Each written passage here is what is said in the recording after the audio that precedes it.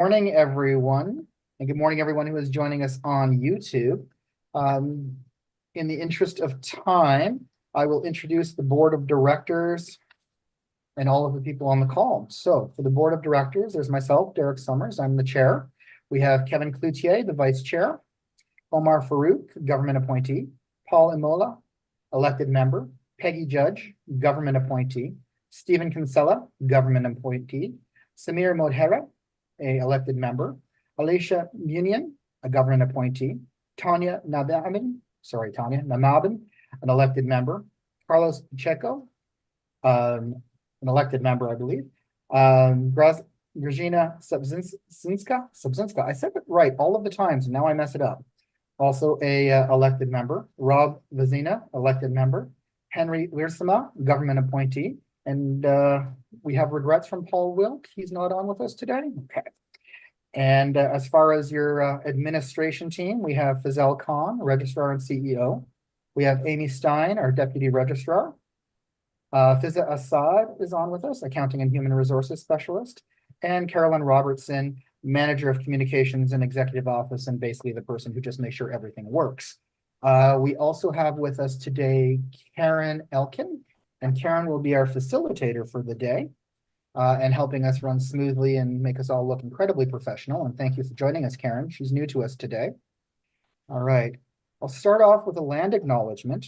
I would like to acknowledge that I am joining you from the traditional land of the Algonquin Anishinaabe peoples who have lived on this land since time immemorial. We are grateful to have the opportunity to work, live, and learn on this land, and by doing so, pay respect to its first inhabitants. Okay. All right. So, Karen, I'll hand it back to you so you can give us a little bit of a, how to perform and how to proceed, if you don't mind. Excellent. So just a reminder, if you would like to get on the speakers list for any topic, please use the raise hand feature under reactions on Zoom. And then in some other places, as we reviewed a little bit earlier, we will use a high five or a hand, your physical hand, in order to get agreement on a motion. Let's move on to the conflict of interest declaration. Derek? All right, so thank you. So at the outset of every meeting, we ask all board members to identify any conflicts of interest. As a reminder, all board members have a duty to avoid and declare any conflict of interest. And a conflict of interest exists where you have a direct or indirect personal, professional, or financial interest in the matter being discussed. Before today's meeting, you all completed your conflict of interest declaration form, where you identified any interests or affiliations that may give rise to a potential conflict of interest. I would now like to ask whether any board members have a conflict of interest to declare. Seeing a lot of shaking of heads, so we'll take that as no. Thank you. All right, Karen. So now you can move on to the adoption of the agenda. Perfect. So are there any amendments to the agenda that has been presented? No, seeing none. All right, I'd like to ask for a motion. Stephanie could make the motion to accept the agenda. I'll make the motion, Kevin. Kevin? Alicia, I saw you. Are you good to second that? Yes, Perfect. please. All in favor? Fantastic. That is everybody. So that motion is approved. Excellent. Now we can move on to the minutes of the December 4th and 5th meeting, which Derek will take us through. Perfect. So now the minutes were in the package that you all had an opportunity. So they've all been circulated and everything. So I'm going to just ask right from the beginning, does anybody have any amendments they feel they'd like to make to these minutes? No? Okay. All right. So we're going to put a motion to accept the minutes, and I would like to point out that if you were not present for these minutes, you're just going to abstain from voting, if that's all right with everybody. So may I have somebody make a motion to approve the minutes as presented? Rob, I see you. Tanya, are you okay being my seconder? Perfect. All in favor? Okay, that looks unanimous and we're good. Okay. So now we will be moving on to the board financial report training, and I will let Fiza Assad, the Human Resources and Accounting Specialist, take over for that piece. Thanks so much, Karen, and good morning, everyone. I'm just going to take a moment to get my screen set up here.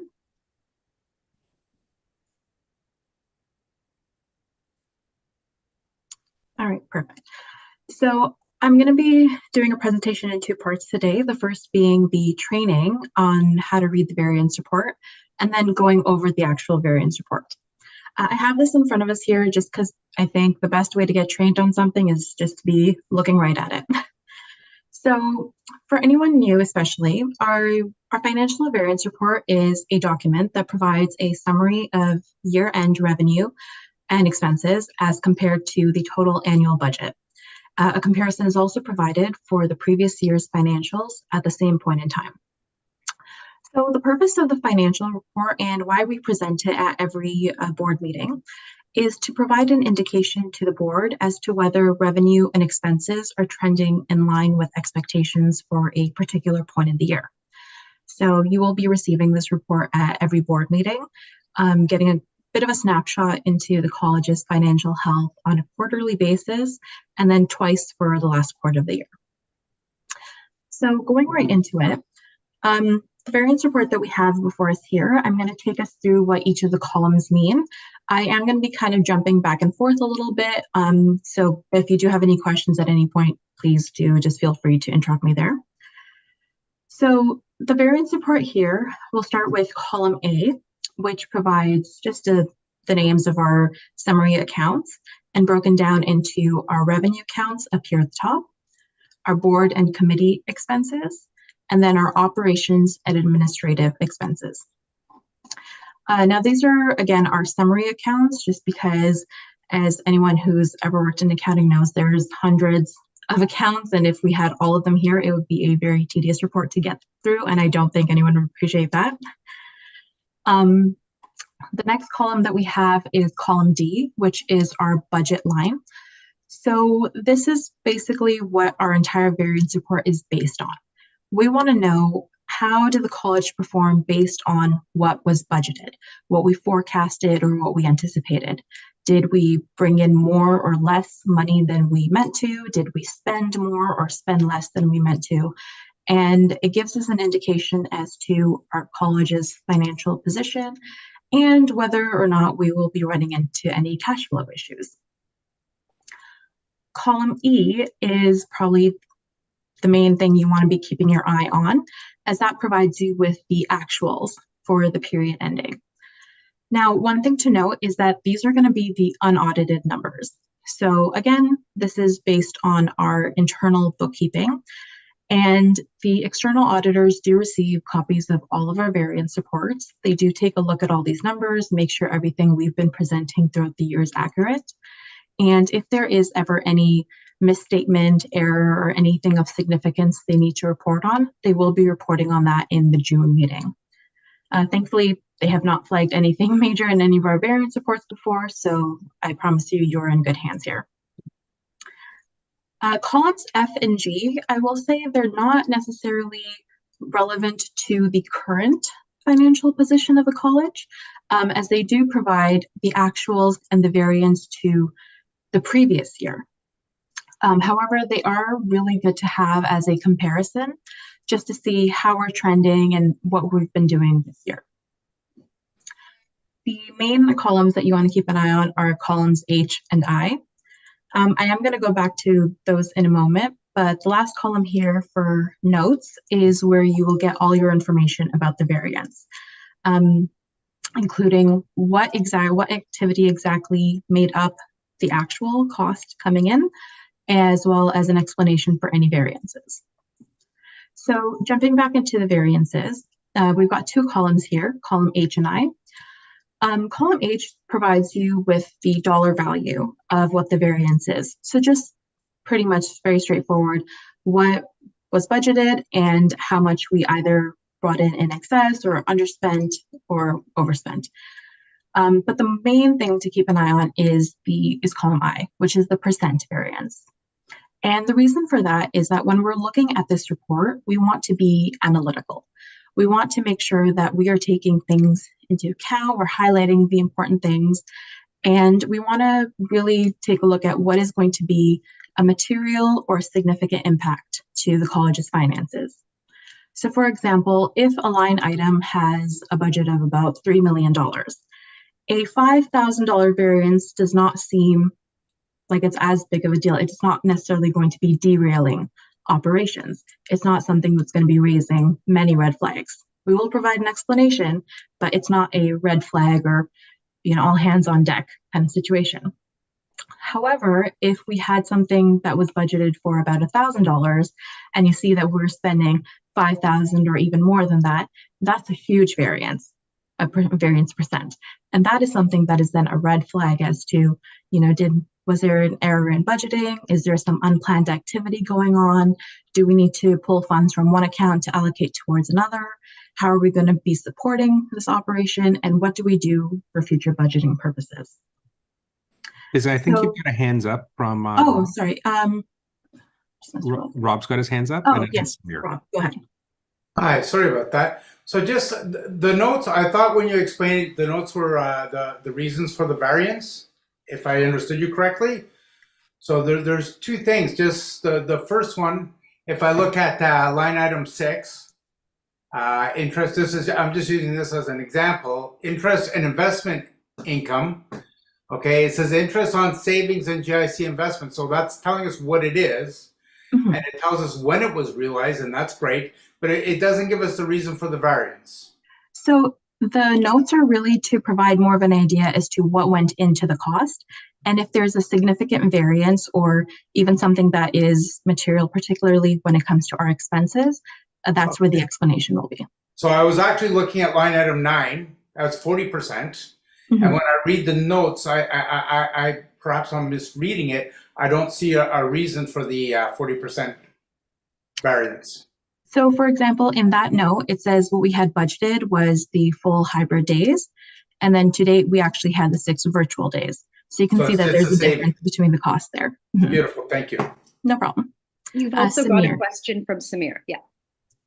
Hey, thanks, Fiza. This is always great. You've been explaining very well. Just wanted to understand one more area is regarding the actuals as of December 31st unaudited amount. In your basically historically, how much of a variance do you see from unaudited to the audited when we actually get the real number as of December 31st? Is there any variance? You know what? We haven't actually had any variance. Sometimes we will have. I mean, I know a couple of years ago we had something that was allocated in optician revenue, and our auditors had mentioned that maybe it's a fee that should go into miscellaneous. So the total revenue and expense numbers don't actually change. Sometimes the auditors might make a suggestion about where something should be allocated. So there might be a bit of a difference there. But thankfully, we've never had something big flagged that, there was a significant misstatement in our revenue or expense reporting. Fantastic, thank you. And follow up to that, the F title, it says actual 31st, 2022. Mm-hmm. Is it an audited numbers that we are seeing? Yes, yeah. Okay, so maybe, I don't know if you can, for more clarity, maybe if you can just put in. I'll put audited there? Yeah, for sure. We good. Thank you. No problem. Thank you, Samir. Rob, I see your hand again. Didn't put it down, I apologize. Okay. All right, perfect. Well, last thing I wanted to highlight here was just that we did color code this report, and I do want to once again give a shout out to Peggy Judge for that suggestion last year. So we do follow a traffic light system here. So anything that's, and again, this is just to make this report more accessible. Sometimes it's hard to understand what really is a significant or material variance. So what our team does is, again, we do all of our analysis, we highlight everything, we bring this to the executive committee, who in their capacity as the finance committee review and ask us more detailed questions, and then it comes to the board. So the color coding is really just to make this easy and just to highlight a few areas to draw your eye to line items where we may want to discuss further. So anything that's highlighted in green means that we are trending well, that revenue and expenses are being realized or incurred as expected based on whichever historical averages or forecasts that we had used to plan activity. Anything highlighted in that orange yellow is a trend with caution. So again, this line item is showing an unplanned variance, and it's going to be closely monitored to avoid negative impacts. So anything with that color will always have a more detailed explanation in the notes. And finally, anything trending in the red is trending poorly. And that count line is showing a significant or unplanned variance that may actually negatively impact operations. So that is something that we always want to make sure that we are catching early. When something is in that yellow-orange, we want to keep an extra eye on it just to make sure it does not go into the red. But if something is going into the red, that does bring up more of a discussion as to, you know, what activity went on this year, what factors went into the increased costs or the decreased revenue, and how we might make sure to mitigate any risks going forward. So are there any questions about the explanation of the report before I go into more of the details? And of course, as I go through, if you have a question and need something explained further, I'm happy to answer those.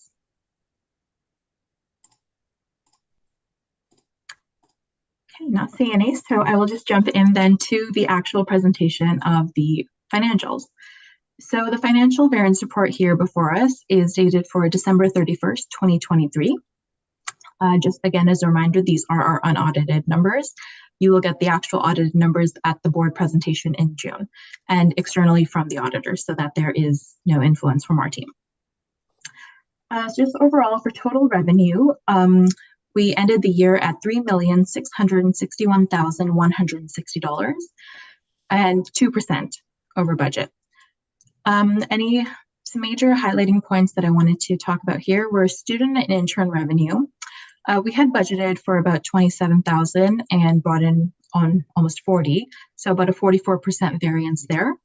The reason for that variance, and it's not highlighted as something to trend with caution because again, a good news story, always bringing in a bit more revenue. When we had actually budgeted for 2023, that was an estimate made in like October of 2022 when COVID was still impacting operations and there was some concern about whether or not there would be a continued impact on student numbers. So this was a very conservative estimate that was made at the time, and thankfully we had, if you'll actually look at column F, it's very much similar to the actual 2022 year-end amounts. So we always like to make sure that we're budgeting and forecasting a bit conservatively, just underestimating revenue a little bit and overestimating on our expenses so that, again, we are not faced with a cash flow problem impacting operations. Are there any questions about revenue before we move forward? Steve.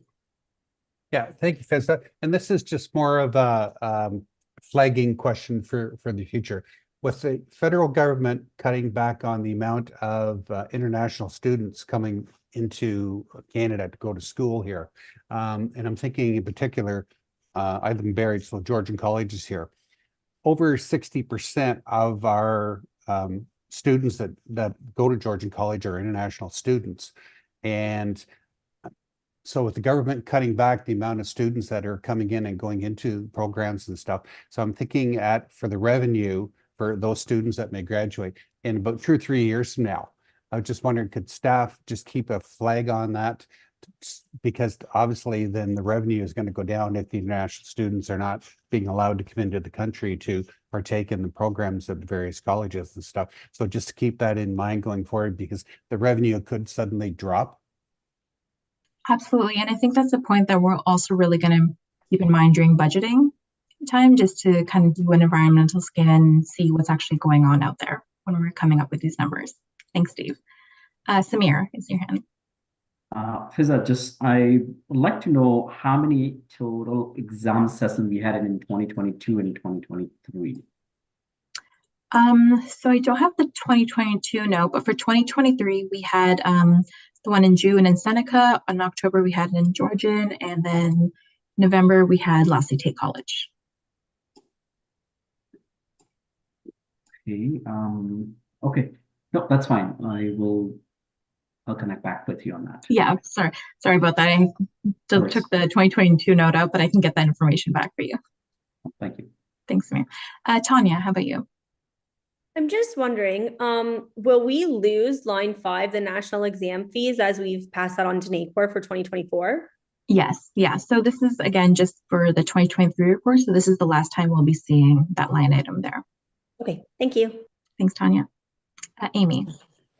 I was just going to clarify for Samir, I believe we had the same number of exam sessions in 2022, but they were slightly larger because there was still a backlog of candidates who were sort of had their terms shifted as a result of the pandemic, who were catching up on sessions, and the sessions themselves were still under some different protocols for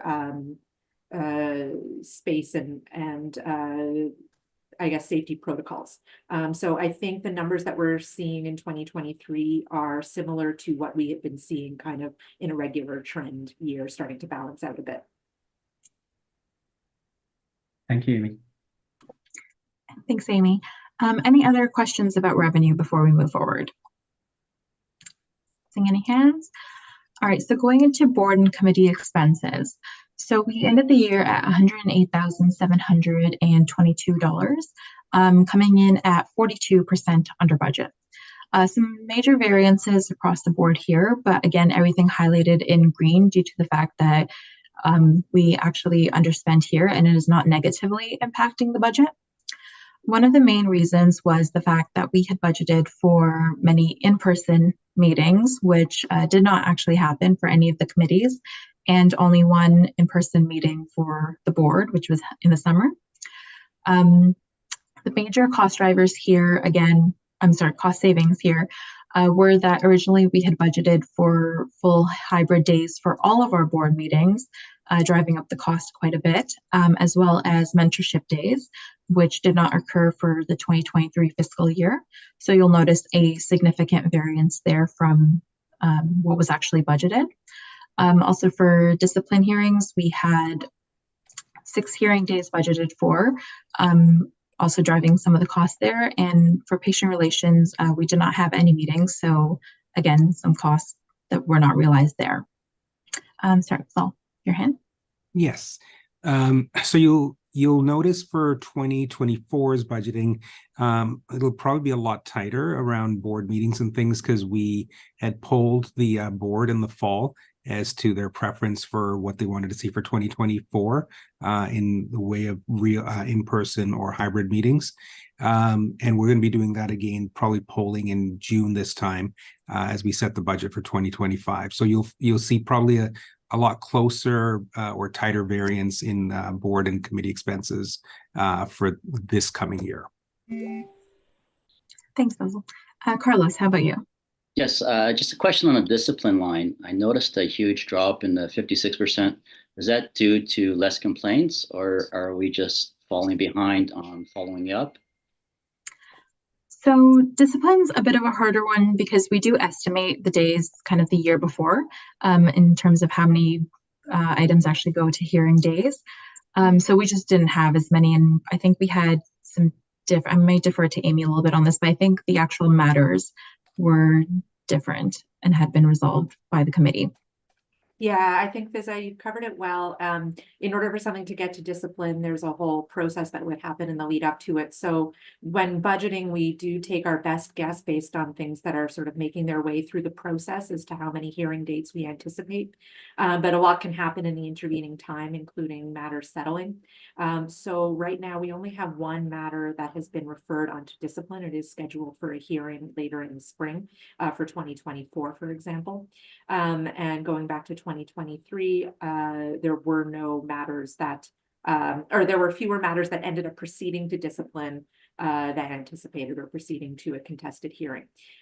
When we budget, the assumption is that because all registrants have a right to contest the allegations against them, that there might be a need for 1 or 2 hearing days per matter, depending on the complexity. And sometimes those matters end up proceeding on an uncontested basis, which ends up only taking half a day as opposed to, 1 to 2 full days. So, we, again, make our best guess, but things don't always materialize in the way that are anticipated. Okay, thank you. Thanks, Amy. Paul, I see your hand there. Yeah, thanks. I don't want to go back too far, but there just previous when we scrolled up a little bit, and you had said that, and I just wanted clarification on this because I'm obviously new to this. NACOR used to, or sorry, we used to have our hands in the examinations and getting the revenues from that, and now NACOR is going to be taking that over, correct? Is there any revenues going to be realized in that process at all? No, so we've actually offloaded the exams, so revenue as well as the expenses that we were incurring are now all going to be for NACOR. Okay. We'll just see this revenue when the students start coming in. Right. But there won't be a when we factor taking our expenses out of that said revenue, there won't be an alarm bell going off saying we're going to need those monies to do. Oh, no, not at all. Because that's pretty much a wash if I'm not mistaken, correct? Yes, yeah. So when we actually did the whole cost analysis, it actually came out to being very close to what we were bringing in and what we were actually spending. And it was just more important to have that staff time back. Perfect. No, I completely agree with that. That's great. Okay, thanks. Awesome. Thanks, Paul. Steve and Samir, just hold on for one moment. Let's see, Fazal, if you had something particularly to respond there. You know what? Actually, Fizza hit it well. Basically, Samir, Paul, you'll see that next budget won't have the revenue line, nor will it have the corresponding expenses in the expense section. So we're not paying examiners, we're not paying models, we're not renting facilities. So there'll be a nice balance. So the revenue will be not neutral. The net neutral. Thank you. All right, you can go back to your lineup now. All right, Steve, I see you next, sir. Thanks, Fizza. When we're having the meeting in spring and June, now that's going to be at the board office. Is that correct? So we won't be renting hotels and having those extravagant costs that are no, that fun stuff's only for strat planning. Yes, Toronto hotels are just outrageous in prices now. So good that we're having it at the board office. Thanks. Thanks, Steve. And Samir. Just a comment on this. It's great to see, we are going under budget for the expense area for the board and committee member, but I'm just on the other side also be mindful or just wanted to be more cognizant about the fact that is it affecting college performance? That is what I want to, if I may, get an answer on. I think I might actually defer to Amir Fazal on that, just to add some notes. I mean, it's not affecting us financially, but maybe a little bit in terms of, I think we still have the same amount of synergy and cohesion with these virtual meetings. I think it's actually made our meetings a little bit more accessible to those who may not be able to make it in person. So I think we've definitely realized a lot of benefit. And when we turned it to the board to ask if we want to keep these, keep a couple of in-person meetings for committees, there was a general consensus that no, we're good with the virtual meetings. So I think we've definitely realized a lot of the benefits there. And so, the budget in the last couple of years, I know for those of you who've been with us for a while, noticed that this line item's always been very much in flux due to COVID and not quite knowing, are we sticking to virtual or are we doing something in person? But now that we've settled into a bit of a new normal, I think we'll see a much neater area here. Yeah, thanks for that. Question more towards the committee meetings and things like that. Like, are we getting all work done as we anticipated for how much we budgeted around that area? Do you mind if I jump in on that one? Absolutely. Perfect. So, Samir, we're kind of on a yearly basis checking in with the board because the board composition changes and the appetite might change for how many in person or whatnot. I think definitely with the committees, it's been really good because committees like registration have been able to do quick meetings where they're able to meet more frequently and transact files quicker. So definitely the virtuals been great there. It's had its benefits, cost sharing, cost reduction wise, and accessibility, especially bad weather coming in. But at the end of the day, the administration will build the budget around what the board desires. So we will be checking in June to see what the preferences is for 2025 and build accordingly. So if there's a desire to do 2 of the 4 board meetings in person or go back to all of them, we just have to build the budget around it. But definitely it has facilitated more timely meetings at the committee level. Thank you, Faisal. As long as it doesn't bother or doesn't disturb our college performance, I'm happy with that. Thank you. Thanks, Samir. And any other questions in terms of board and committee expenses? Don't see any other hands. So we'll move on to operations and administration. So our total operation and administration expense for the year was $2,973,801. So 6% under budget overall.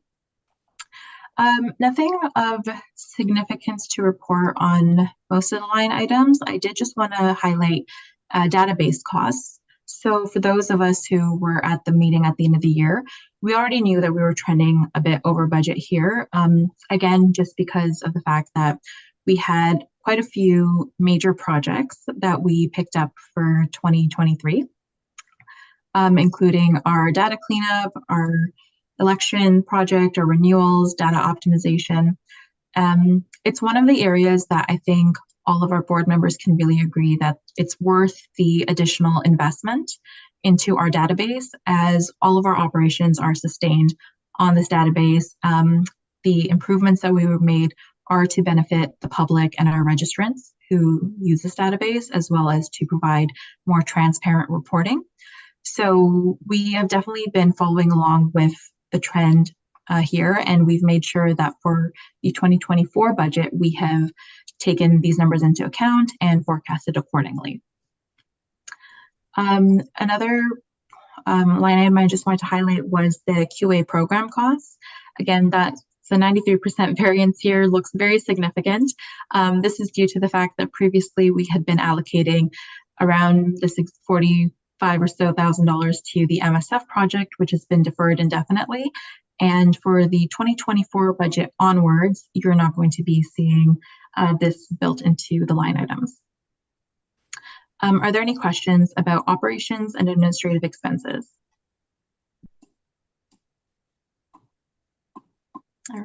I'm not seeing any. Okay, amazing. So then I guess I will pass this back over to Derek for motion.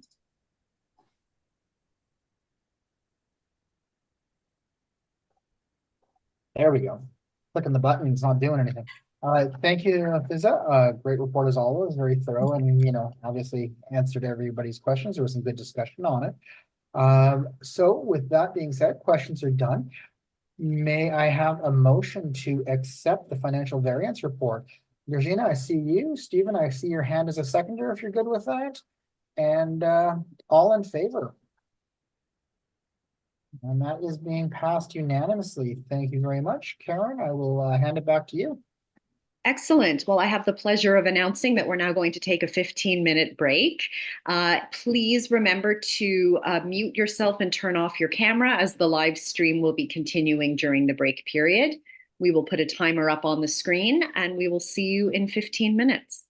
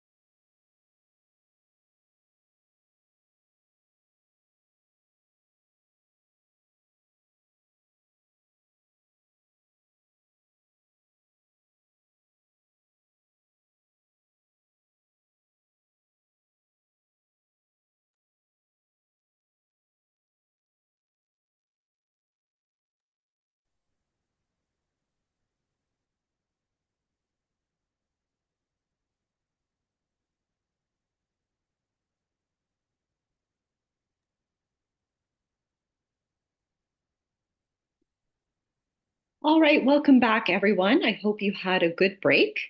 We are going to move on to the Financial Planning and Budgeting Policy Monitoring Report. In a moment, Fazal will be presenting the report. I'll just give a brief explanation of the purpose of these reports to get us all on the same page. The purpose of the monitoring reports is to have a system in place to periodically check in on each one of the board's governance policies and make sure that they're achieving the desired results. The monitoring process is one of the primary ways that the board exercises its risk management responsibility. The policies in the governance manual have established risk boundaries that the registrar is to operate within, and the registrar is required to satisfy the board through these monitoring reports that the policy is being reasonably interpreted and reasonably achieved. When the registrar brings forward a monitoring report, therefore, the board will be asked two main questions. One, was the registrar's interpretation of the policy reasonable? And two, did the registrar comply with the policy as reasonably interpreted? The feedback that the board provides will inform the evaluation of the registrar's performance and, by consequence, the organization's performance. So, Fazal, if you would like to now present the report. Sure, thank you very much. So this is a good opportunity, especially for some of our newer members who are joining us, to see how these monitoring reports work. We get a few of these every board meeting. So this particular report is a bit of a retrospective. It looks back at last year, January 2023 to the end of December 2023. So I'm going to go through sort of the column on the left, which is the policy requirements, and then the column on the right, which is how this was interpreted by myself and the team, and evidence to support that interpretation. So, for instance, there's a requirement that there's a multi-year strategic plan.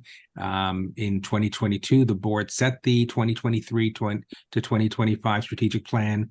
That is a major driver of us setting the budget.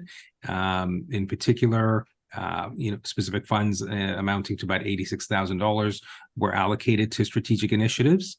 That's not the only thing that drives budget, and I'll explain a little bit later some of the process. But the multi-year strategic plan is definitely considered for sure. We also have a year sort of operating plan that we look at that looks at how many policies we have to review and other types of board work, and we build the committee budgeting and other functions around that. There's a requirement that reasonable funds are assigned, and what we've been doing is at times in the past we were looking at a 3-year window for average cost averaging to get an idea of forecasting. We have in the last couple of years moved to more of a 5-year window, just because we did have a bit of that COVID blip that was irregular and was more of an anomaly. So doing the 5-year approach sort of smooths that out a little bit and makes it a bit more predictable. So, we look at historical trends. We also look at forecasted costs looking forward. So if we know of any certain projects that are coming up in the new year, we build a budget around those things. There's a requirement that we have funds assigned for board use, and certainly we had $188,000 allocated for board and committee expenses, as well as the monies for strategic initiatives. So that was allocated, and there was no issue meeting board meeting requirements. We always had funds allocated, and we were not over budget as FISA had gone over. As far as the requirement for regular analysis, the registrar, myself, and the deputy registrar, as well as our finance specialist, FISA, will sit down at least once a quarter to look at trends, operating trends. At times, we'll even call a meeting sooner if we've got multiple vendor proposals and things on the table, and just make sure that A, we're falling within the budget set, and B, if we need to report anything out to executive / finance committee, as well as the board. Financial projections, as I said, we use the 5-year historical to have a bit of a more predictable prediction of costs.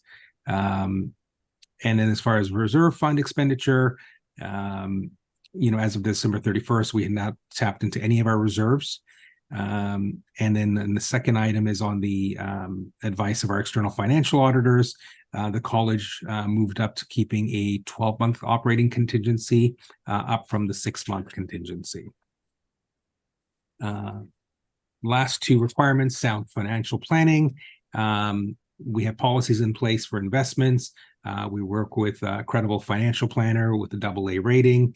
And we are always looking at long and short-term windows for cash requirements. That helps us figure out what investment windows we're going to use as far as our GICs, whether it's 6 months or a year.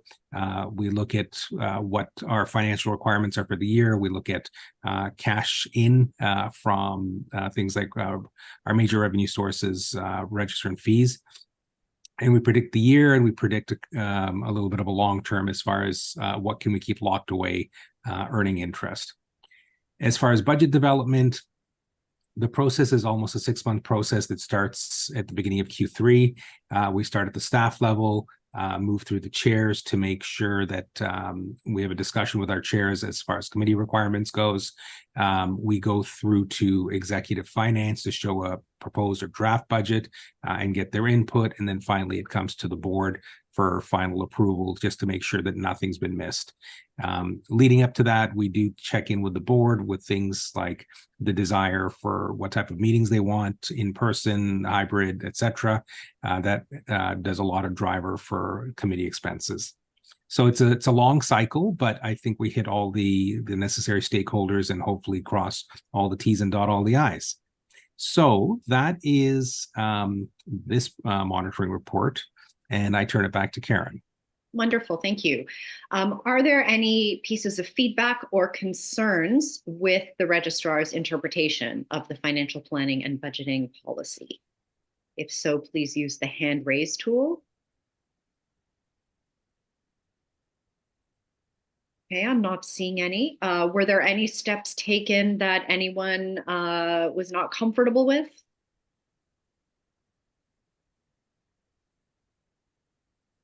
Okay, so let's do a quick test for consensus using the high five on our two key questions. First of all, was how much do you agree that the registrar's interpretation of the policy was reasonable? I'm seeing all fives. And how much do you agree that the registrar complied with this policy as interpreted? I'm also seeing all fives. So wonderful. I think, Derek, you can call for a motion then. Perfect.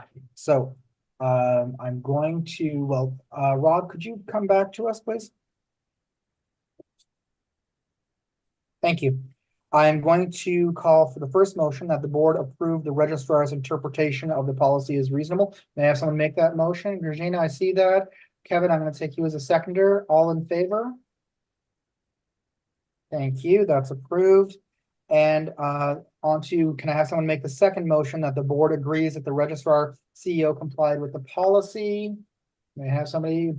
Paul, I see you there. Carlos, I'll take you as a seconder. All in favor? Perfect. Thank you. And Karen, back to you.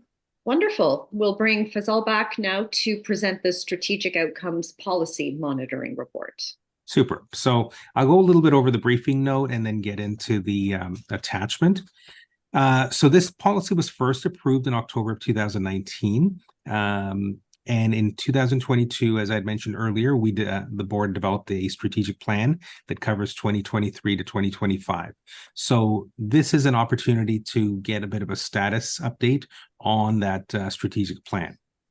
So I'll speak to you a little bit, first of all, for the benefit of those joining us, on what type of columns are in the chart and what kind of information is contained. So one of the ways for myself and the administration to demonstrate, progress on the strategic plan is to give this report. So this report is based on, or is built on, the fact that the goals and outcomes were identified by the board during the strategic planning session. So they flagged what was important to them to where to take the organization over the next 3 years. The administrative team then came back and attached strategies to try to achieve those goals, as well as things like performance indicators. So you're going to see a column in this chart for strategies. And the strategies may change over the course of the document over the 3 years. And so the document is a living, breathing document. Key performance indicators, KPIs, are our way of measuring progress towards achieving each of the strategies. So we'll usually set some targets, and there'll be an overall target column between 23 to 25, what we want to achieve during the life of this document, as well as the current year's goal. So for instance, there'll be a 2024 column saying what we're working on for this year. There is another column that has evidence or data, basically tying back to the KPIs, showing that there's evidence of achievement going on in connection to that strategy. Something new that we've added is a budget column. This is something that the ministry is also looking for in the CPMF, that budgets are attached to strategic plans to show a direct connection with what the strategy is costing the college and the registrants. We have a little status column with some indicators, in progress, achieved. Those are using symbols. And then a column finally to the far right that shows a little bit of detail about the action items being achieved or not, or any challenges being faced. So that's how to sort of look at the document that's in front of you. It's pretty dense, but it's quite a good news story. So I'm not going to go through it line by line. I'm hoping that everybody has had a chance to review it. I am going to probably touch on a few highlights, again, for those observing the board meeting from each of the sections. So, for instance, goal 1, creating safer and more inclusive patient care, which was our public pillar. Again, for those who are new, we have 3 pillars: a public pillar, a registrant pillar, and an organizational pillar, or more internal facing. So as far as the public pillar, we were hoping, or the board was looking for safer and more inclusive care. Some of the strategies included developing resources and public education. So to that end, what our goal is, for instance, this year is to create some, at least 1 new resource for patients, as well as start 2 new initiatives. And so you'll see that a lot of it is tied to social media campaigns. And we've got budgets there for the various campaigns, whether it's the development of resources for the website. Sometimes we will get some help from external sources on building content, as well as creating social media campaigns. So this is an ongoing exercise. Under 1.2, the board had identified reducing risk of harm to patients through an unauthorized practice campaign. So to that end, last year you saw the launch of the website and the intake. We had worked on adding more staff to the department to support this campaign. So in 2023, there was $40,000 attached to this. Another one of the performance indicators of whether this is working or not is seeing how many inquiries we get from the website, and related to those inquiries, we obviously have to respond to them, so we can measure how many compliance packages and ultimately injunctions eventually that we'd have to do. So being that we just started this in the fall, as of February 23rd, we had sent out 13 compliance packages based on inquiries that we received from the website, and 10 of those were cease and desist letters. So we are sort of working on a weekly basis, reviewing each of these things, and deciding how to sort of triage it, because there are, and I won't get into it too much detail here, but there are lots of factors. Somebody may suspect a store of illegally dispensing when in fact they may have coverage from an optometrist taking responsibility for the dispensing, things like that. So we have to look at them on a case by case. Moving to 1.3, patient care is more inclusive and culturally safe. One of the strategies was to educate and support opticians in developing and maintaining competencies around DEI and cultural safety. So for 2024, we have a goal of developing one resource. We've actually engaged a consultant to begin development of resources for opticians around trauma-informed care. So we've attached a budget of $10,500 in that section. Further in 131, we are hoping to develop a standard of practice around anti-racism and cultural safety and humility. This is a longer goal, so we put in here that it's there's no goal for 2024. We've pushed that into completion for 2025. In a moment, I'll kind of show you what's happening in the interim. As far as engaging equity deserving stakeholder groups, we were hoping to create at least one new relationship in 2024 with one of our community partners. So this actually speaks to the line above. So we retained a consultant to assist us in engaging the Indigenous community. A little bit of work was, a little bit of funds were spent in 2023 to line up the project, and a little bit in 2024. Ultimately, what we're hoping to do is sort of understand the community's challenges and needs and build standards of care that reflect those patient needs and guide our opticians as to what's required to meet that standard. So the nice thing is the $6,000 both in 2023 and 2024 would have actually been double of that. But we're actually cost splitting with the College of Optometrists. We've partnered with them and are doing an eye care consultation with the Indigenous community. So we're very excited. We're kicking it off in March, and we've done a lot of work in the last 2 months preparing the engagement team. I'm happy to take a pause at any point if anyone has a question, though. But until then, I'm just going to keep plowing through. 1.4, review and short ICR processing times and timelines. So that was identified in 2022 as a concern by the board. Derek, I see your hands up, and Rob, I see your hand. All right. So 1.33, and I wasn't sure if you're going to skip over it or not.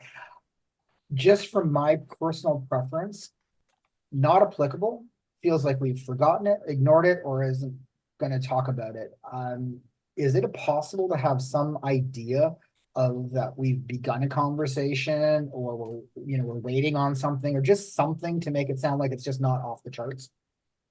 I can try to find some other wording, because the goal, we put the goal is not applicable for 2024 because it's a 2025 goal. So particular to that column, we put that it's not applicable to have a goal. And then the evidence, since there's no goal for the year, we don't have any evidence for that year, but I can try to figure out some other label that we could use. It comes up later as well, and I'll wait till later, but it's just one of those, it's like, I understand it's not a goal for this year, but the assumption of a start time or when we're going to start thinking about it, I just don't like the idea of it looking like we're ignoring it completely. Okay. So I'll put the admin's team's mind to it and see if we can get a more descriptive label. Okay. And Rob? Yeah, so I'm looking at 141. I was wondering if I could get a more fulsome explanation of what a complaint is. So when we look at the complaints, our complaint time has dropped almost half, but what is considered a complaint? So there's so many things that can be considered a complaint, and they're all so unique. So is this like every complaint we get? If someone complains about the color of the pens they're using, it's still considered a complaint? So I'll get Amy to speak to it, but this is not a complaint about, not a service complaint towards the college, but these are all registrant facing complaints. Correct. And there's a myriad of things, and some are by the panel dismissed as not applicable or frivolous and vexatious. But Amy, your hands up. Maybe I'll get you to jump in on this. Sure. The numbers in that particular chart, when we refer to complaint, we're referring to a formal complaint. So as Fazal said, there's a number of ways that concerns come to the attention of the college. One of those methods is through a formal complaint, and The complaint must be investigated by the college when it's filed in that formal way. One of the results of that is, a potential take no action, but unless the matter is frivolous or vexatious, it is investigated. Now, there are other things that come to the college's attention. We have inquiries that do not become a formal complaint. We have inquiries that sometimes turn into what we call a registrar's investigation. So this is where information comes to us through another means, either a report, a mandatory report made by an employer or by another health professional. And those matters, if they were to start, the clock would sort of start ticking on them when the registrar makes an appointment of an investigator. So we do track those timelines separately because we have different sort of legislative expectations depending on the type of matter that it is.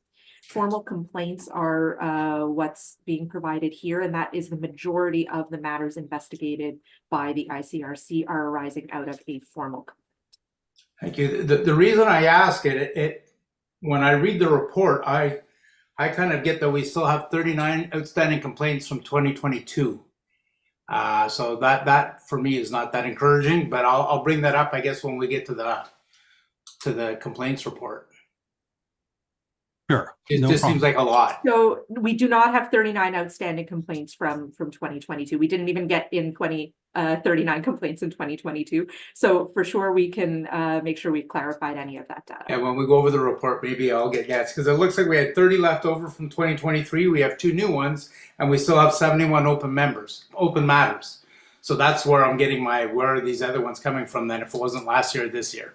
Yeah, got it. So we can go over when that we're later. talking about the matters in total, we're also talking about registrar's investigations, and we're also talking about referrals made from the Quality Assurance Committee to the ICRC. So not necessary complaint that okay, beautiful. Thank you. Thanks, Amy. Thanks, Rob, for those questions. So, as I was saying, as far as the board had identified in the strategic plan that a desire to shorten processing and timelines, it definitely has an impact on all parties, including the stress on registrants when the timelines are protracted. So, some of the actions that have been taken to kind of cut these times already in half between 2022 and 2023 include the addition of a 3rd member to the team, increasing the number of ICR panel, increasing the frequency of the ICR panel meetings. And then the other thing is also we are now holding weekly meetings with the conduct team to monitor cases, both reports, complaints, and the unauthorized practice. So Amy and I are working with the entire team to sort of triage file by file and make sure that everything is moving at a good pace. So definitely we put resources towards it, and progress is definitely being made, a significant process. So, while the goal was sort of a 5% decrease, I think we've seen almost a 50% decrease in times. And I'm thinking, we still can get a little tighter than the 157 days, maybe down to 120. 1.5, there's a sufficient number of qualified opticians to meet the needs of Ontario patients. A lot of work happening there that focuses on domestic and international. So we're working with a consultant to develop a marketing campaign for PLAR, which is a process that recognizes alternate ways of learning, alternate learnings from different jurisdictions, so that you don't have to necessarily repeat the entire school process when you're applying to us. We are looking at we're trying to also make sure that there's no barriers for these international applicants. Currently, we're working with our government relations firm, what we perceive as a possible barrier. Opticians, for instance, are not listed on this list called the NOC list that assigns points and priority to certain professions. Optometry is there, lab technicians are there, but opticians are conspicuously missing from that list. So we are working with the federal government to see if we can resolve that. And then what's front and center also this year is making sure that opticians who have been out of practice for more than 3 years are able to smoothly move to the new inactive class and avoid revocation of their license. So that's going to be a lot of attention and energy spent this year. Two, the college is relational, accessible, and responsive to technology and patient expectations. Ensuring our standards and guidelines and guidelines and policies are evidence-based. We have a big review of the standards of practice this year. So we are putting budget aside to engage in more consultations and focus groups. There's going to be work that's driven from the registration regulation around things like practicums and stuff. So there's going to be a lot of engagement of experts as well as other stakeholders. Staying current on emerging technologies, techniques, and delivery models. One thing that was identified is there's been a lot of guidance being sought on specialty lenses such as myopia control products. So we've had, excuse me, initial meetings with the College of Optometrists in 2023 to speak to them on where they stand. We've had this conversation with them years past. So it was a bit of a different conversation as these type of products are becoming more prevalent. So we wanted to kind of see what their approach was and what kind of guidance they're giving their registrants so that we have some consistency and collaboration. So there's more work that will be continued this year on that. As far as ensuring our processes and services are fair, relational, accessible. 221, ensuring communications are transparent, relational, and accessible. Work's underway on our website. We're always continually improving the website. Comments were received about color contrast, accessibility, visual accessibility. So we are working on some improvements to that as well as language. I think, Carlos, I see your hand up. Yes, Giselle, sorry, as a new graduate, I just had a quick question for you. Yeah. Do we monitor the colleges and instructors that are teaching and what is being taught by any chance? Yeah, so that comes through the accreditation process. So every 6 years, the schools are required to undergo a very extensive accreditation process and reaccreditation because there's a specific pathway to registration that comes through accredited school or education. So that accreditation process is quite rigorous. It looks at curriculum that's being taught, making sure it matches the competencies, and requires schools to submit sort of a roster of their teachers and what kind of continuing education they're receiving, all of that. The other thing is we regularly attend PAC meetings, professional academic meetings that we meet with the schools sometimes every 6 months to get a read of what their intake is like, what new initiatives are like, and they receive feedback from industry roundtable.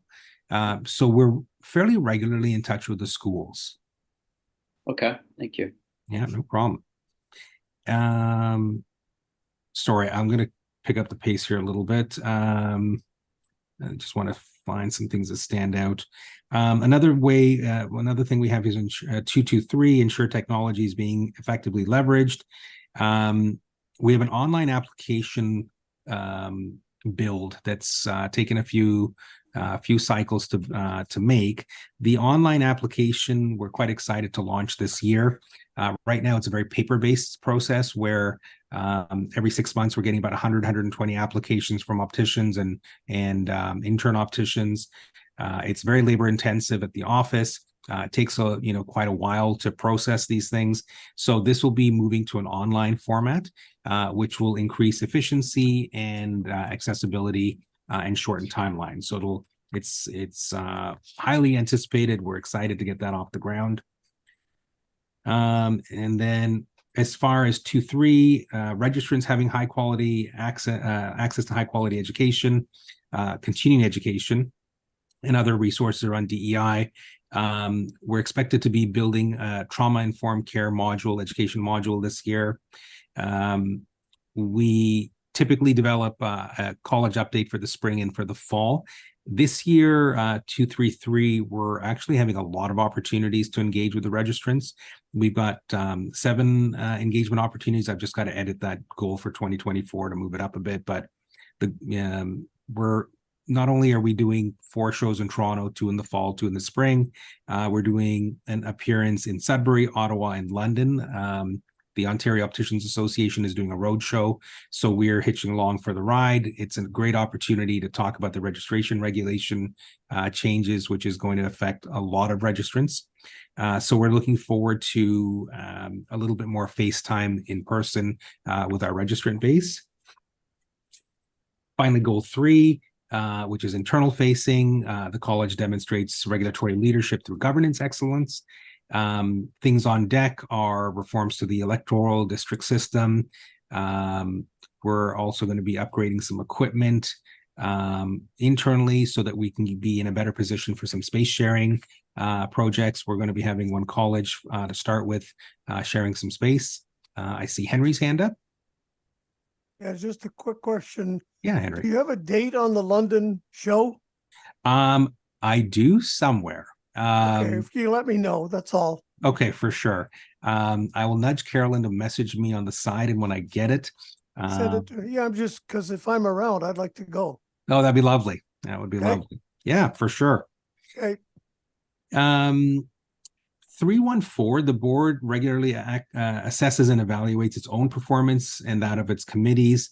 We had been setting this lofty goal of 100% participation. We're edging it down to 90%, which I think is more realistic. Typically, this evaluation takes place at the end of the year, and it's sorry, 314. It's in a time when we have members coming off and members coming in. So, you know, the outgoing members, it's hard to nail them down for participation on these things. So we're adjusting that goal down to 90%, which I think is more realistic. And then I'm just going to jump to 3.3. You know, as far as the college working collaboratively, we I think are one of the colleges that model a high level of collaboration to better serve the public interest. As I said earlier, we've had initial meetings with the optometrist to discuss specialty lenses.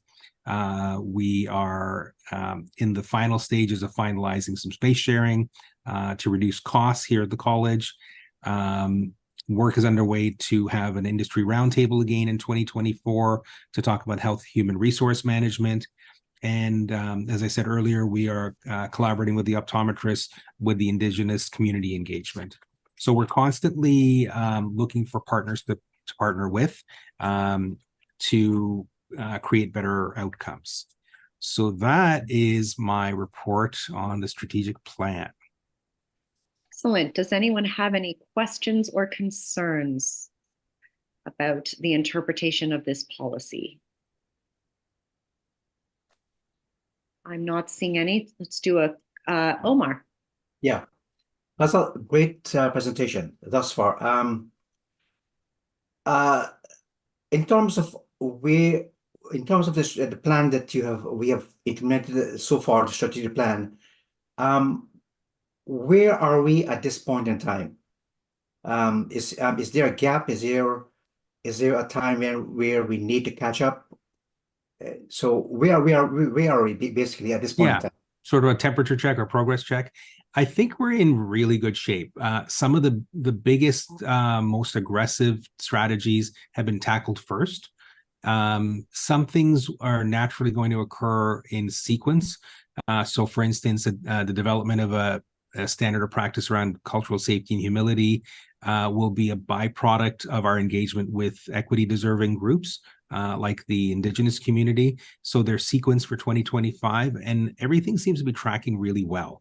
If anything, we're on time or ahead in most areas, but we're certainly not behind. And I can foresee us hitting 2025 comfortably, having hit all our requirements. Okay, thanks. Thank you, Omar. Any other questions or concerns?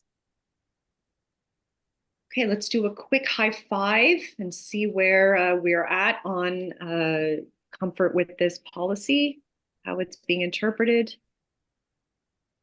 Okay, do we want to, I'm seeing all 5, so do we want to just jump to the motions, Derek? Sounds good. Okay. So there's actually, again, like this, the other one, there's 2 motions for this one. I need to have somebody make a motion that the board approve the registrar's interpretation of the policy was reasonable. All right, so Henry will go with you and Omar for my seconder. Thank you very much. All in favor? Fantastic. And then the second part of that motion is that the board agrees that the registrar CEO complied with the policy. May I have somebody make that motion? Tanya, Midyan, and Paul, I'll take you as my seconder. Thank you. All in favor? And that passes as well. Karen, I'll hand back to you. Thank you. Excellent. We're going to move now to the delegation to the registrar policy report, and that will be handled by Samir. Perfect. Thank you very much, Karen. Thank you, Fiza, for posting it up. So during last year's board meeting, I volunteered myself to review in the delegation of a registrar report policy 3-03 monitoring report. And today I'm presenting it in front of you.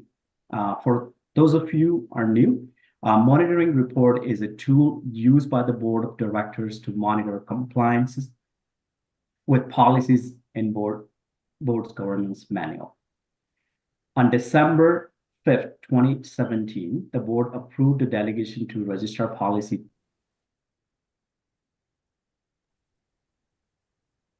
Sorry, I was muted, I guess, by host. So on December 5th, 2017, the board approved the delegation to registrar policy 3-03. The purpose of the policy is to outline the requirements of the board in delegating authority to the registrar and CEO to achieve the strategic outcome as set by the board. Monitoring important policies confirm that the board is fulfilling its duties and responsibility and that the appropriate processes are in place. Hopefully, you have reviewed the monitoring report in front of you, delegation of the registrar policy that is attached as an Appendix A. The report covers the period from March 2022 to February 2024. There are 6 policy criteria. I'm just gonna label them. First is the board has developed strategic outcome policy. Second, the board has developed operational boundary policy. Third, the board has not interfered with registrar or CEO's authority to create further policy, to make further decision to take actions and develop activities. Fourth, the board has held the registrar CEO accountable to it as evidenced by the registrar CEO's provisions of report. Fifth, the monitoring has taken place in accordance with the board monitoring system policy 4-25, and the evidence by the board policy review schedule and respect and support of the role of the registrar to fulfill college's mandate. During my my reporting period, I found no deficiency and no recommendations have been indicated. As a result, I indicated the compliance have been fully achieved for all of the policy criteria. Now I'll pass it on back to Karen for any questions or discussion. Over to you, Karen. Thank you. So are there any questions for Samir on this report?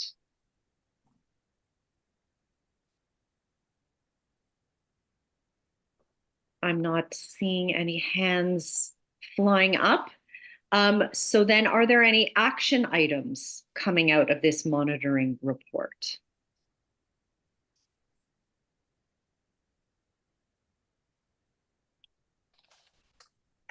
Also not seeing anything. As this is a monitoring report and does not require a motion, we are now able to move on to the new registration regulation, which will be presented by Fazal and Amy.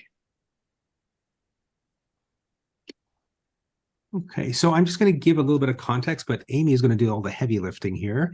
The registration regulation, we have had this, we've had the existing regulation in place since the start of the RHPA, but we have been working almost a decade on amending the registration regulation to there's a lot of things that were hardwired into the registration regulation, and there were some new principles or best practices that we wanted to reflect in the registration reg. The biggest thing the biggest change in direction with the registration regulation is pulling a lot of specific things like our renewal date out of the reg, the particular schools that were recognized out of the reg. For instance, the reg had Seneca and Georgian as the recognized schools that the college would accept. But since then, with accreditation, we've expanded that. Things like the fittings, one of the points of contention for a lot of students is getting the 5 rigid lens requirements as part of their practicum. So that practicum was hardwired into the registration reg. And when something's in reg, it takes a long time to change. Like, for instance, this reg took almost a decade. So with the arrival of the new reg, comes a lot of work initially to get it started up and deployed, because there is a lot of stuff that came out of the reg that has to now be put into policy. The benefit of that being put into policy is the ability for the college to be far more nimble and be able to turn this around in-house with stakeholder feedback, but not having to need government approval. So we have pulled out the practicum. We have pulled out the list of schools. We have pulled out the renewal date. The registrants often complain that December 31st was onerous and a bit of a difficulty faced. So there's so much that's going to be put into our hands that we can work on and pivot if things change. There are big things that that Amy's going to take us through that affect a couple of groups, the registrants, students and interns.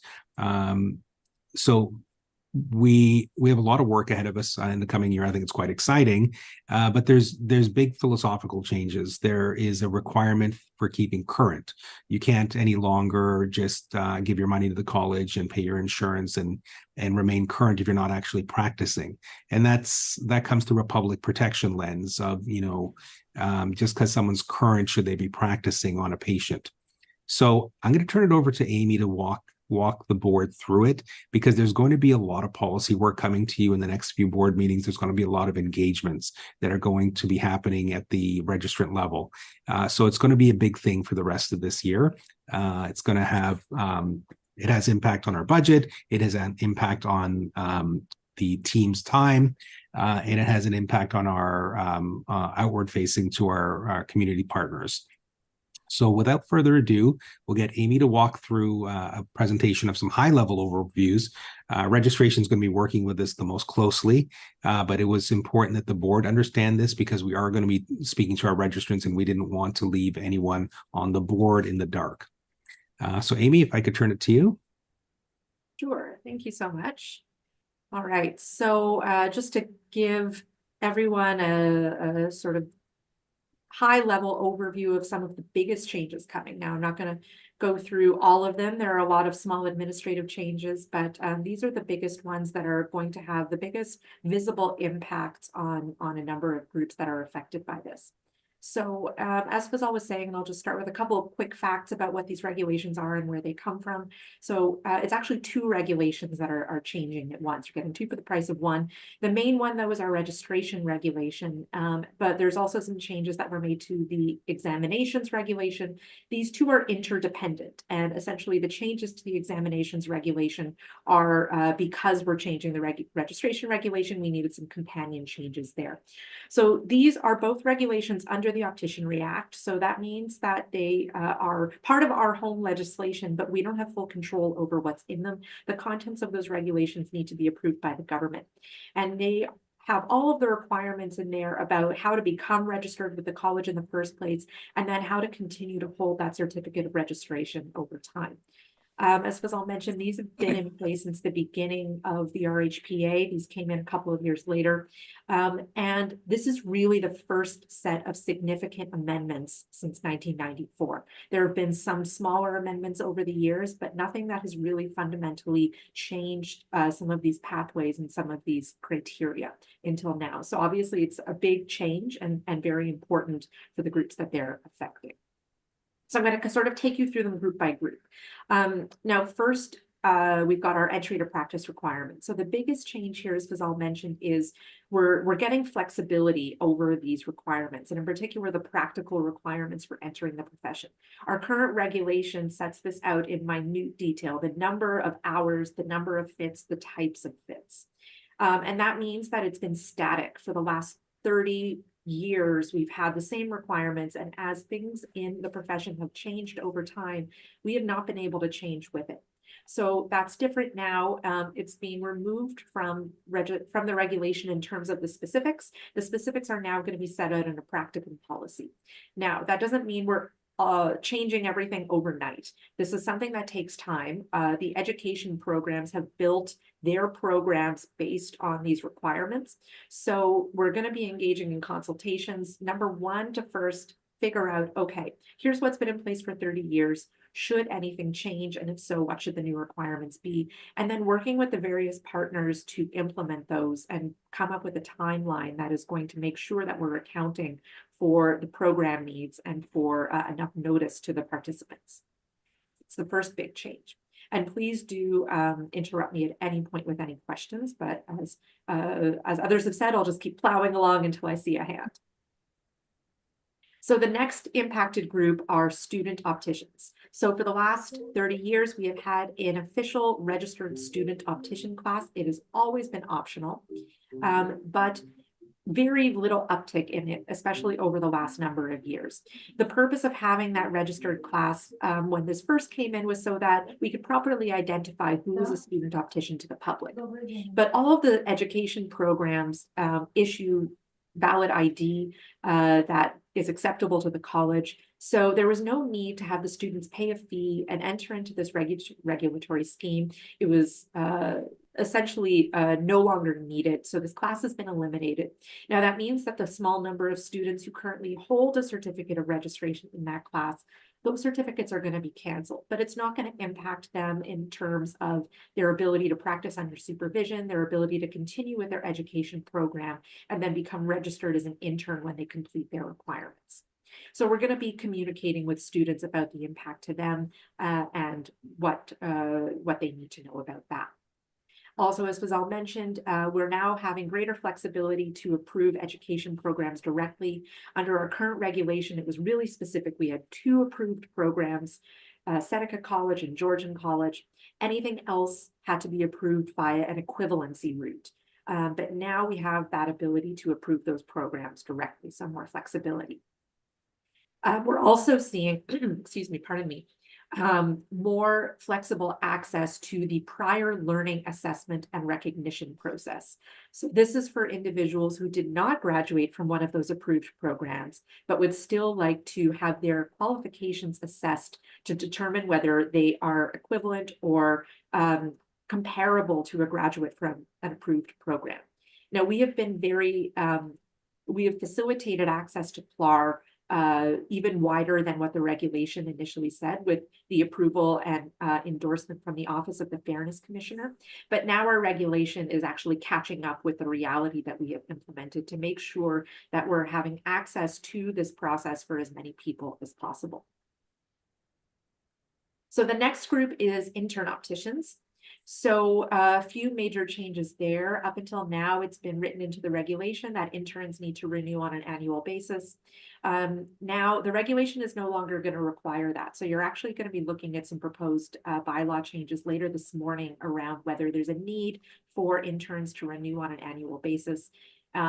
It was originally set at August 31st. I think when there was an assumption that they would complete their program and write the exam, they'd be ready to register as an optician by August, when in fact, we're actually seeing that the majority of graduates tend to write the fall exam. So they're renewing and paying us another fee in order to hold on to that status for a few more months. So in terms of looking at whether there's a need to keep doing that, that's something that we now have the ability to look at. We've also expanded the ability for intern opticians to not only practice under the direction of a registered optician, but also a registered optometrist or physician.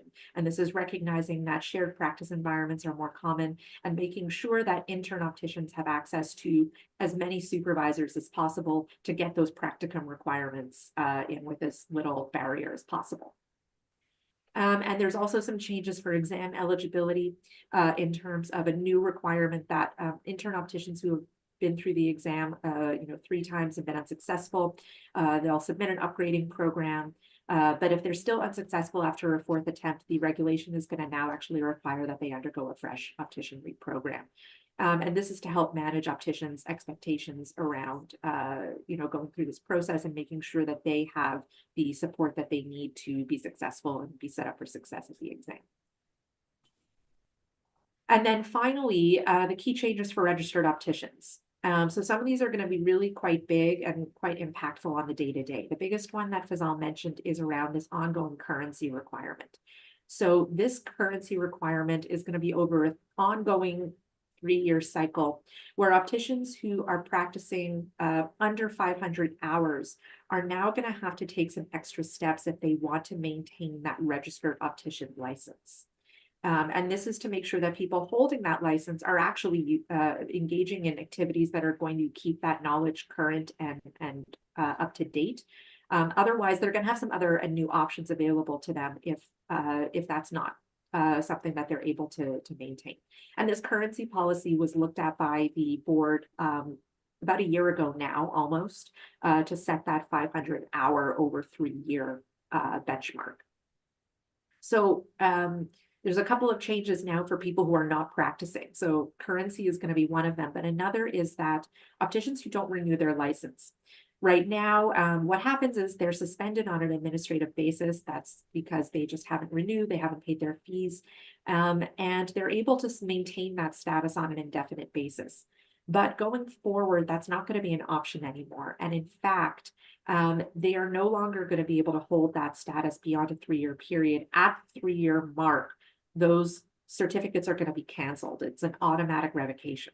So they're going to have to make a decision at an earlier stage. And one of the decisions they'll now have the option of making is joining a new inactive class of registration. This is a registration class for people who are having a non-practicing status. It's more transparent to the public. It shows that they're still on our roster and can follow a path to revive that license, but they are not actively practicing. And finally, as Fazal mentioned, we're getting more control over some of the administrative elements of registration, including things like the annual deadline for renewal. And we're going to also be talking to you more about that when we get to the proposed bylaw changes around whether it should stay where it is right now at December 31st or whether it should be changed. Certain other administrative requirements around, the type of photo that's submitted was really specifically laid out in that regulation, but of course it's photos from 30 years ago. So now we're going to have, the ability to specify what those requirements are in the digital world. So all in all, a good news story about having control over those administrative things, not needing to go to the government and wait 10 years to, make any changes that are needed in that regard. It's just a lot more nimble, a lot more flexible. So as we discussed, there's a lot changing. So there's a lot of moving parts to how we get everyone in shape for July 1 when this regulation is going to come into effect.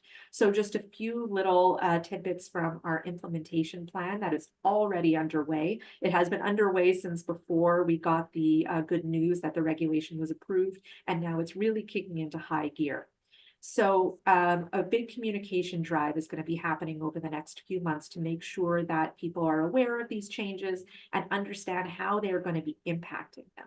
So e-blasts, we've got targeted letters going out to certain impacted groups. We're going to be on social media. We're going to be speaking to this at registrant events. We're having informational webinars on specific topics that are going to be coming up. So all of that is going to be ongoing and making sure that we have, website information that's been updated, all of the information available for people to understand these impacts. There's behind the scenes, a lot of database upgrades that are going on to make sure we have all of the technical capabilities for things like the new inactive class and changing between classes, things like that. We'll be developing FAQs, updating the websites, updating policies and bylaws. And this is where you will be seeing over the course of the next year, probably at each meeting, some additional things coming forward. And certainly there's a lot of internal documents and forms that are going to be getting updated. So a lot happening, and we've got a great team here that are working on making sure that we hit all of these points. And we're just looking forward to the changes. So that's where I will pause and turn it back over to the group for any questions. All right, you have a question from Georgina. Yes. First of all, thank you. Very good presentation and information. But I have a question about the class active non-member. It's very confusing.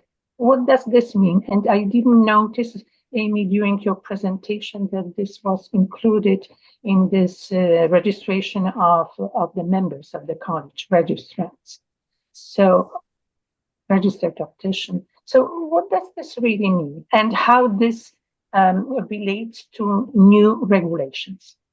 Sorry, inactive, did you say? Is that what you're... Active non-members. Active non-members. That's actually not a term that I am familiar with, Georgina. I found this in public register. Public register. Yeah, in public register of the college. Okay. It was listed in the registration history for someone. Okay, so just so you're aware, Georgina, our registration history is actually undergoing some updates right now. So we have a note on the register that some of the information is not up to date or full or completely accurate right now. So you might have been on an entry that is still undergoing some updates. So apologies for any confusion that might cause, but we've got a separate project going on right now to get all of that information fixed up. Maybe so there is no status of active non-member. Maybe it's a good idea to put the clause that information, not all information is up to date or accurate as College of Physicians does. Yeah, there is a note on, there should be a note on the register that explains that. Yeah. Thank you. Thanks, Regina. We've got Derek. So just with everything that's coming down, I guess I'm aiming this towards yourself, Amy, and Fazal. So a lot of work, incredible amount of work, possibly more than initially anticipated, though I know you guys were prepping for this for a while. Is there anything that you need for board support to make this all happen and go smoothly? Excellent question. I guess two things, because we weren't ever sure if it was coming last year, this year, next year, but we knew it was coming. So we have done some work leading up to it, but there's a lot of work coming. There's a lot, the more we put our minds to it, there's more and more threads and requirements, house cleaning, housekeeping, all of these things. So we are thinking of bringing on like a project manager to manage this, because we've got several threads. We've got a technical build going on for the public register. We've got a sort of a marketing campaign going on as far as explaining this and hitting more road shows. We've got some database cleanup because we've got registrants who have been suspended for years and years, and we've got to distinguish between, you know, is the information, their last known address and things accurate, because they do possibly face revocation. There's a lot of pieces. There's information to build for the website and content. And so there's probably all the teams are involved in some way. And so we probably need someone coordinating all of this from a high level.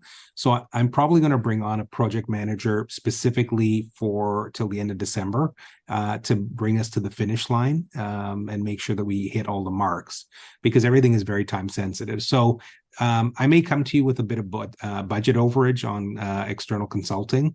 I still think we'll be in good space because we are forecasting a small surplus. So I don't think we're going to have to go into reserves or anything, but it will reduce the forecasted surplus. And with all hands on deck, because this is so important, it may possibly push some priorities, and we will come back and say this strategic priority we're looking to push into next year possibly. Right now we've got a good start on everything. I think with an external person watching over it, I don't think it'll derail any of the things, but it would require a bit of patience and a bit of money. So I will come to you with possible overages in any areas. Thank you, Fazal. Thanks for asking, Derek. Omar. Yeah. In regards to, or rather, in light of this, these significant changes,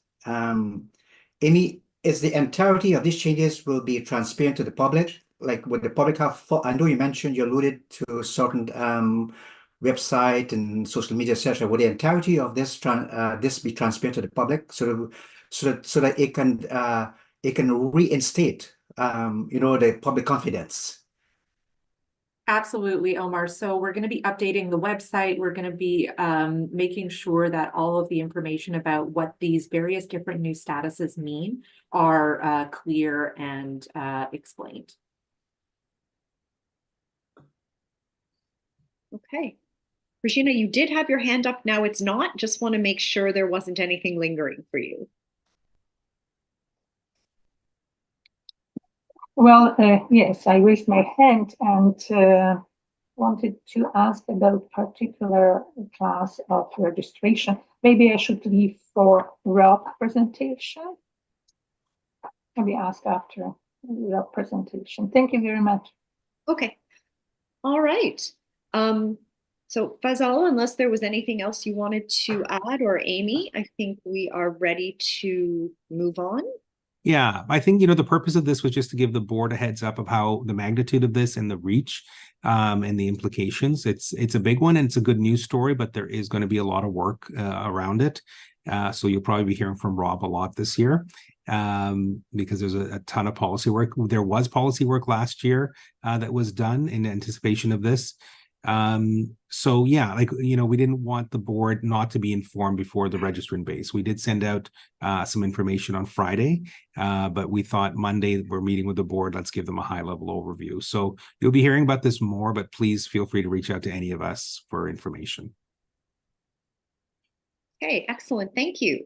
We're now going to move on to the proposed policy and bylaw updates from the registration committee, and Rob will be presenting that information. Take it away, Rob. How are we all doing? So first of all, when these changes were made, the majority of them were done keeping in mind that when it finally passed, I mean, we started working on this and holy crap, had to be early or late 2000s. So most of the changes that are happening, they're done in such a way that it is manageable, hopefully. So in 2017, we submitted the amendments to the regulation and the examination regulations. The proposed amendment received approval from the Ontario government February 1st, 2024, and it'll come into effect July of this year. So a lot of the preliminary work is already being done by the committee in 22-23 to support the implementation of an upgrade regulation and to include the development of new policies and recommendations for bylaw changes, such as introducing fees for the new inactive class and bylaws related to liability insurance. So today, we're asking the board's approval to conduct a stakeholder consultation on further proposed changes to bylaws relating to the deadlines and process for annual renewal fees for emergency class of registration and the addition of new administration fee for service. So we want to get a member feedback about what's going on and just see if what the members think and what we're doing are in alignment and the best way to do that. So since the new regs will no longer set a deadline for process for annual renewal, we're recommending that the bylaws be amended to add these requirements more specifically to confirm that registered opticians as well as inactive and emergency class opticians are required to renew their certificate of registration on an annual basis. We're going to look at the dates to set a deadline for annual renewal for these classes, to set deadline for the registrar to open the renewal portal, and to confirm penalties for late renewal. The proposed bylaw changes are included in your review in Appendix 8. So currently, the deadline for renewal is December 31st. So we've got a lot of feedback from members over the years, and it's creating certain administration challenges because of statutory holidays, closures of the week leading up to the deadline. So a lot of the registrants are concerned with, hey, it's all my money coming out and our insurance policies are that time of year. So we decided to take a look at it, and we don't have to have that date anymore. Before it was enshrined in regulation. So, so we're taking those factors into consideration. and listening to staff and staff needs, we're proposing to extend the deadline to January 15th. It's going to provide additional time for registrants to obtain the necessary documents for renewal and reduce the impact of the statutory holidays on staff and the members. On August 31st, the registration committee, the registration regulation was amended to introduce a new emergency class of registration. That was put onto us by the government. Currently, there is no fee associated with this class. The committee is asking that the board consider establishing fees for registration in the emergency class if it becomes necessary to register opticians in this class. And the committee is proposing lowering a fee option for the emergency class and is recommending setting it at 1/3 of the regular fee, making it consistent with the inactive fee. The rationale for this, or our thinking, is to allow eligible opticians to register in the emergency class without creating a financial strain, but at the same time account for administrative resources to manage the public status. So low enough, and remember, this is only in case of an emergency. The committee is also recommending a prorated fee option for opticians who begin the year as an emergency optician and then apply to become a registered optician. And lastly, we're proposing an additional administration fee where applicant or registrant requests copies of documents for their file. Right now, there's no fee set out in bylaws to apply for these requests. However, they take staff time and cost money. And often the stuff is stored off-site, so it's a lot of resources. From a public interest perspective, to regulate the profession effectively, it is necessary to have a clear and transparent process for the annual renewal of certificates of registration. Setting out these details in bylaw rather than regulation will enhance our transparency and certainly enhance our flexibility. The purpose of the emergency class is to ensure uninterrupted access to opticianry services in the event of an emergency. Fees for this registration class should avoid creating undue financial strain on potential applicants. So if we need opticians, we want them to come in. We don't want them to say, "Hey, it's cost too much. I don't want to come back." And this also must be balanced against the college's need to cover its own administration costs. The registration committee will seek feedback on the impact of the proposed changes on registrants and any other stakeholder to identify concerns from the DEI perspective. I'd like to I'd like to open the floor to questions, please. Derek. Sorry. So Rob, I mean, as always, comprehensive and covering everything, but I do have one question. So since historically we've had some challenges and concerns about timelines and whatnot, by pushing the registration date back to the 15th, does that negatively impact quality assurance portfolio processing? We're going to have to look at those and we're going to have conversations with them. Right now, we have the option of doing it. So when we get all our feedback, we can make our decision based on that and in further consultation with all the committees. Thank you, Rob. All right. Amy or Faisal, did you want to comment on that before we go to other questions? Yeah, I think Amy beat me to it, so we're probably both coming in on the same point. So go ahead, Faisal.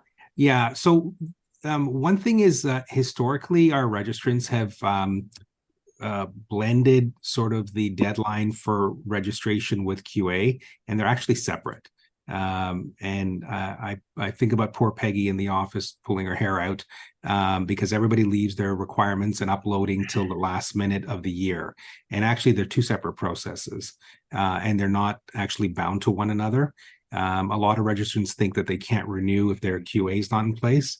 Their QA not being adhered to is considered possible professional misconduct, and that's a separate process. It doesn't prevent you from renewing. So it's just that we happen to pull around the same time at the end of the renewal season. So quite frankly, we can continue our deadlines and everything with QA, our polls and all of that, separate and aside from when the registration deadline hits. This point, we are concerned because we're not that familiar with all the processes and all the committees. So we think we have everything covered, but that's why we're sending it out for stakeholder feedback as well. Yeah. Okay. Grishina. Yes, another question about public register. How do we deal with registrants who passed away? They are still on the register. Is it necessary? Or this is it any period of time after the death? Just take their name away because I know one of my friends passed away 11 years ago, and she was active optician, now not entitled to practice. I don't know if this has any sense to keep these registrants on the public register. I think Amy was going to answer that question. Sure, thank you.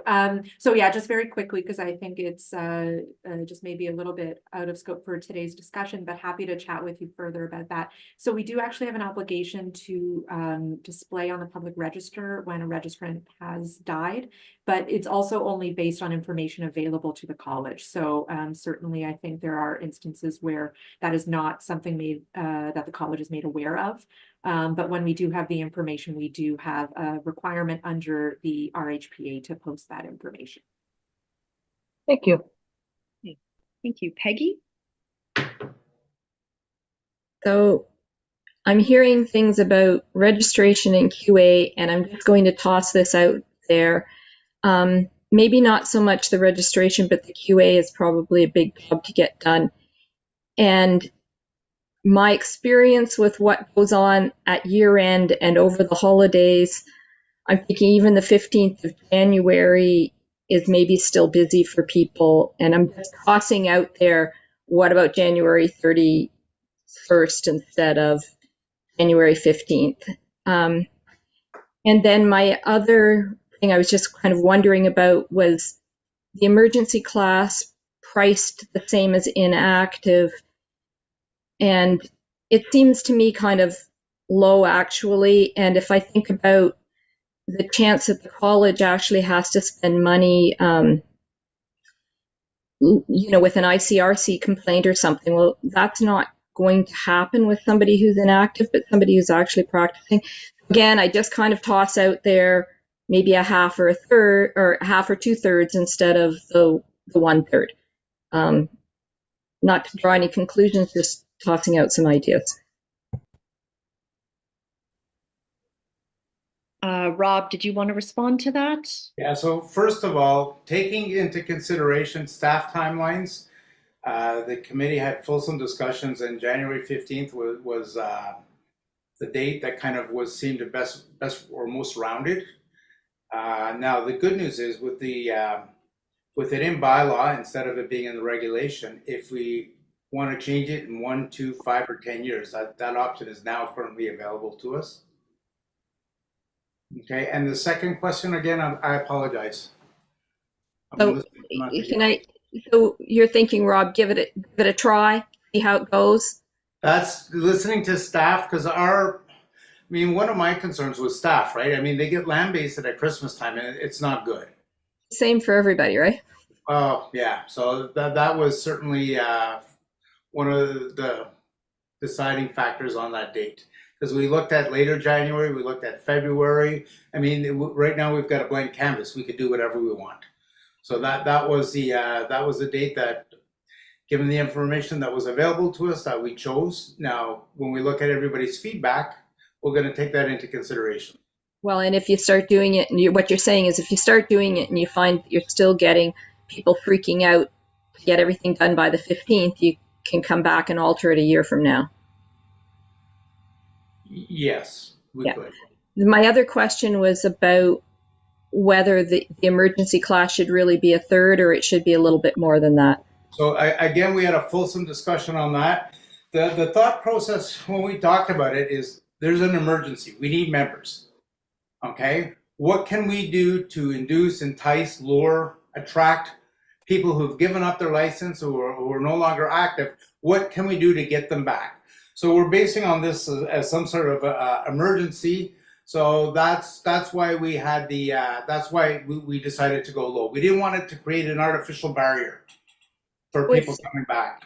If I understand this, if somebody is currently inactive, and it's been less than the 3 years or whatever, it's virtually a nothing for them to become active again. It was only going to be financial in the first place.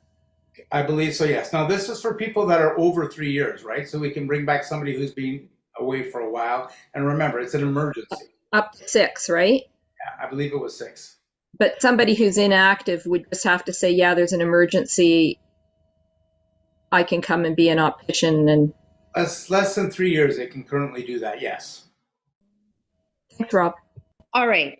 We have a few hands up. We're also running a little bit behind. Fazal, did you want to say something about this issue?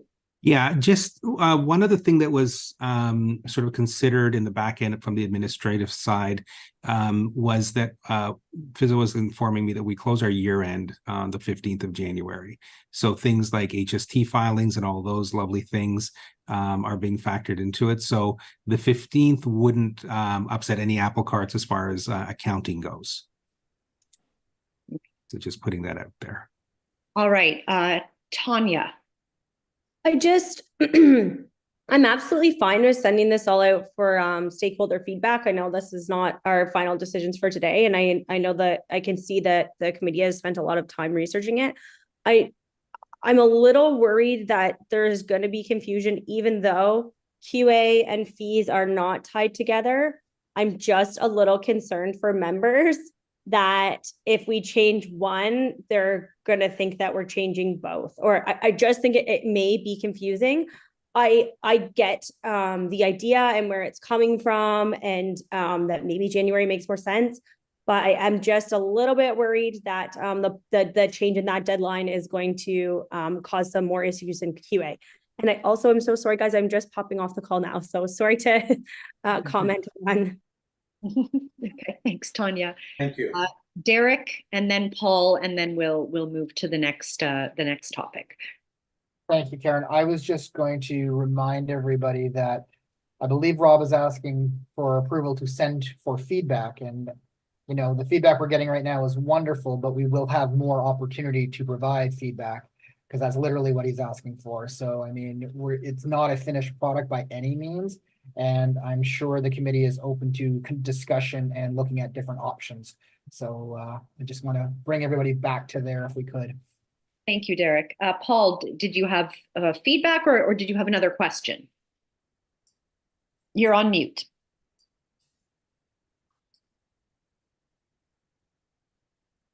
There we go. Sorry about that, guys.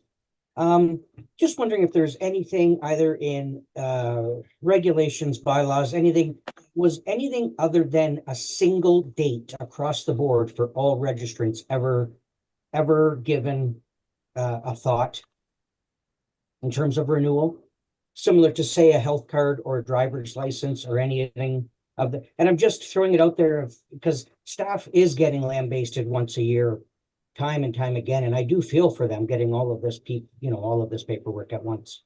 I think Amy wants to respond to your question. Sure. Yes, definitely something that we looked at, Paul. I think the issue is the administration of that would actually be much more challenging for the college and staff. It also, from an accounting perspective, it would mean that we're not having predictable revenue at a certain point in the year. So it would mean a really fundamental shift for how the college takes in its funds and operates on its sort of yearly cycle. So that's not really being contemplated as a change at this point. Good. All right, Derek, would you like to call for your motion?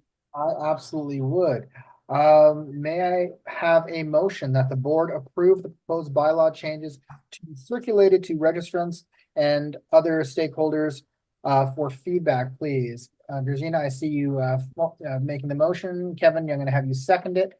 Everybody in favor? Perfect. It passes. It's approved. Rob, go to. Have fun. Okay, item 7.2, registration policies for content review. So in 2023, the committee implemented a schedule to regularly review the content of the registration policies.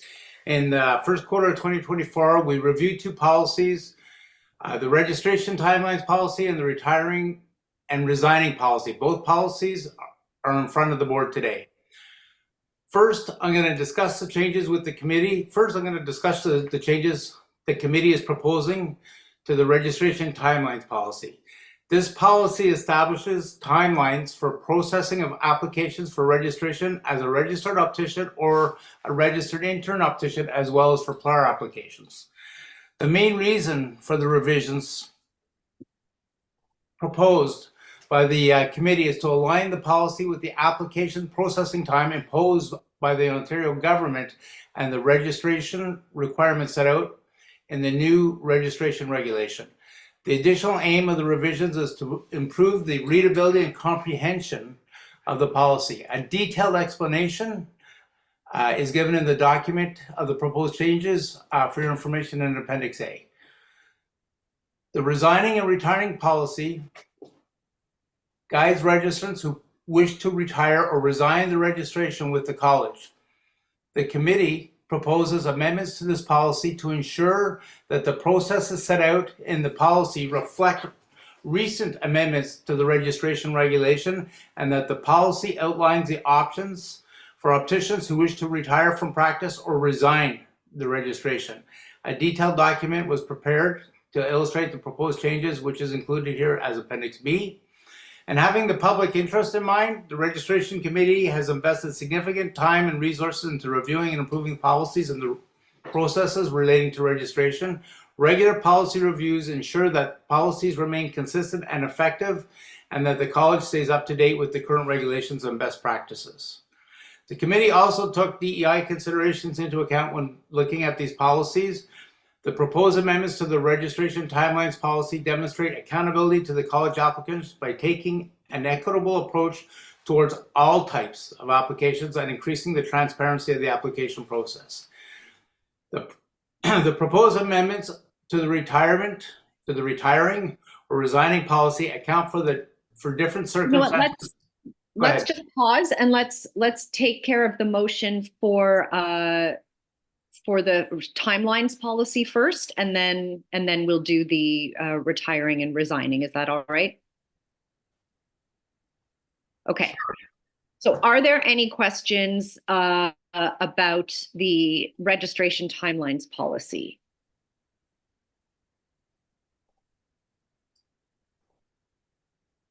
Not seeing any questions.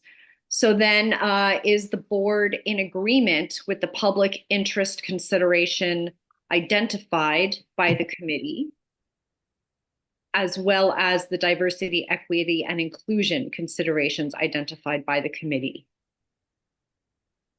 Or does anybody have anything to add to either of those two pieces?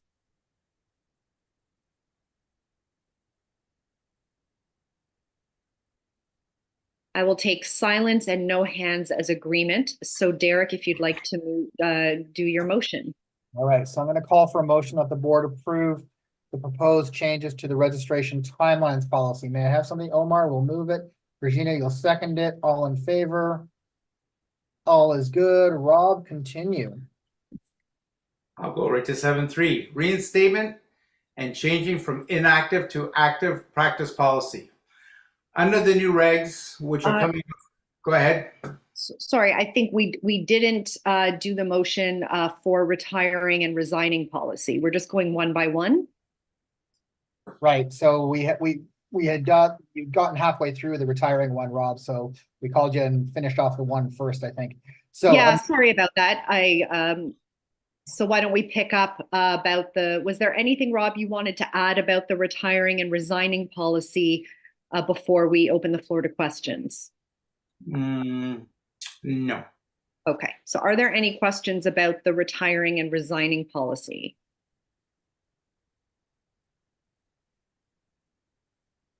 Okay, and is there any concern about the public interest consideration or the diversity, equity, and inclusion considerations? Sorry, Karen, I'm seeing a hand up from Gregina. Gregina, is that from before or is that a new question? Okay, there we go. Thank you, Amy. All right, it seems like you can move ahead, Derek, with your second motion for 7.2B. I'll call for somebody to make the motion that the board approve the proposed changes to the retiring or resigning policy. Paul, you're gonna make it for me. Regina, I see you seconding it. Everybody in favor? Perfect. And Rob, please continue. 7.3. Under the new registration regulation, which comes into effect in July 1st this year, opticians who have been suspended for non-payment of fees may remain suspended for a maximum of 3 years. Opticians who do not reinstate the registration will have their certificate of registration revoked at the end of 3 years. Last year, the board approved the reinstatement and changing from inactive to active practice policy, which covers all circumstances for an optician seeking to return to the practice after they've been out of practice for a while, more than some time. The policy also includes a transitional provision for opticians whose registration was suspended more than 3 years ago and who want to avoid revocation of their certificate. At the time of approval of the policy, the registration committee recommended that the transitional policy remain into effect until January 1st, 2025, as it was anticipated that the new regs would be approved August 23. Since the approval of the regulation was delayed by almost a year, we're recommending to extend the transitional period for about a year to July 1st, 2025 to allow a reasonable time frame for individuals to reinstate the registration. When setting return to practice requirements for opticians who have been out of practice for an extended time, the policy accounts for the fact that skills may have deteriorated after prolonged absence from the profession. So the policy also protects the public by striking a balance between the need for opticianry services and ensuring that opticians will be practicing safely and according to the standards of practice. The registration committee monitors the way the registration processes and policies impact opticians who take leave from practice. By providing individuals with a reasonable time frame to reinstate their registration and flexible options for reinstatement, the policy ensures that opticians transitioning back into the profession do not face unnecessary barriers. Okay, do we have any questions? So basically, mostly it's just the date that has been changed. Derek. So Rob, just maybe taking this a little bit further, would there be, given the fact that we're talking about return to practice, which is pretty much equivalent to entry to practice, and quality assurance is in theory supposed to be continuing education and moving forward, would there be benefit in looking at a refresher system set up maybe through QA to actually, you know, look at making sure that entry to practice is there, as opposed to asking people coming back to have that beyond entry to practice? Well, one of the things that we use, one of the tools at our disposables are the prior learning assessment reviews. So we can take that into consideration. A lot of it is going to depend on how long someone's been inactive for, or how long they haven't been dispensing. So each case is looked at on an individual basis, and decisions will be made based on their specific needs. Thank you, Rob. Peggy. I might be jumping ahead here. When I was reading last night, at the bottom of page 4, I thought I read something that said you can only go from, let me see, what have I written here? You can only go to registered, and then on the next page I see how to go inactive, and I thought that it had said you can't go directly to inactive, and then there was a description of how to do it. I think Amy has an answer for you. Yeah, you've hit the nail on the head, Peggy. In the normal world under this new regulation, you can't let your certificate lapse and then reinstate directly into the inactive class. If your certificate is suspended, you need to reinstate the certificate you had when it was suspended. But in order to be reinstated as a registered optician, you're going to need to meet these currency requirements, right? And undergo that whole heavy competency assessment and demonstrate that your skills have been up to date. So we know that this group of people who have been suspended for a really long time are going to struggle to meet that. It's a huge undertaking and it's actually quite expensive. But if they don't take action, they're going to fall into that automatic revocation category. And that's quite a harsh consequence. So the transition period that we're talking about today is to give a kind of a bridge to say just for this short period of time, this group of people who have been suspended for more than 3 years and would therefore have a really steep hill to climb to reinstate that registered optician status, we're going to give them the opportunity to jump right into the inactive class. So that they can decide later. If they say, I don't want to permanently lose my license, I'd like to have that option of undergoing that process, that lengthier process at a later date. They will have that option, but only for a brief period of time. So really the only question on the table that Rob is putting forward today is, shall we extend that to July 1, 2025, give an extra few months to widen that window because the regulation is only coming into effect in July 1, 2024, and we might need more time to give people a chance to take advantage of that option.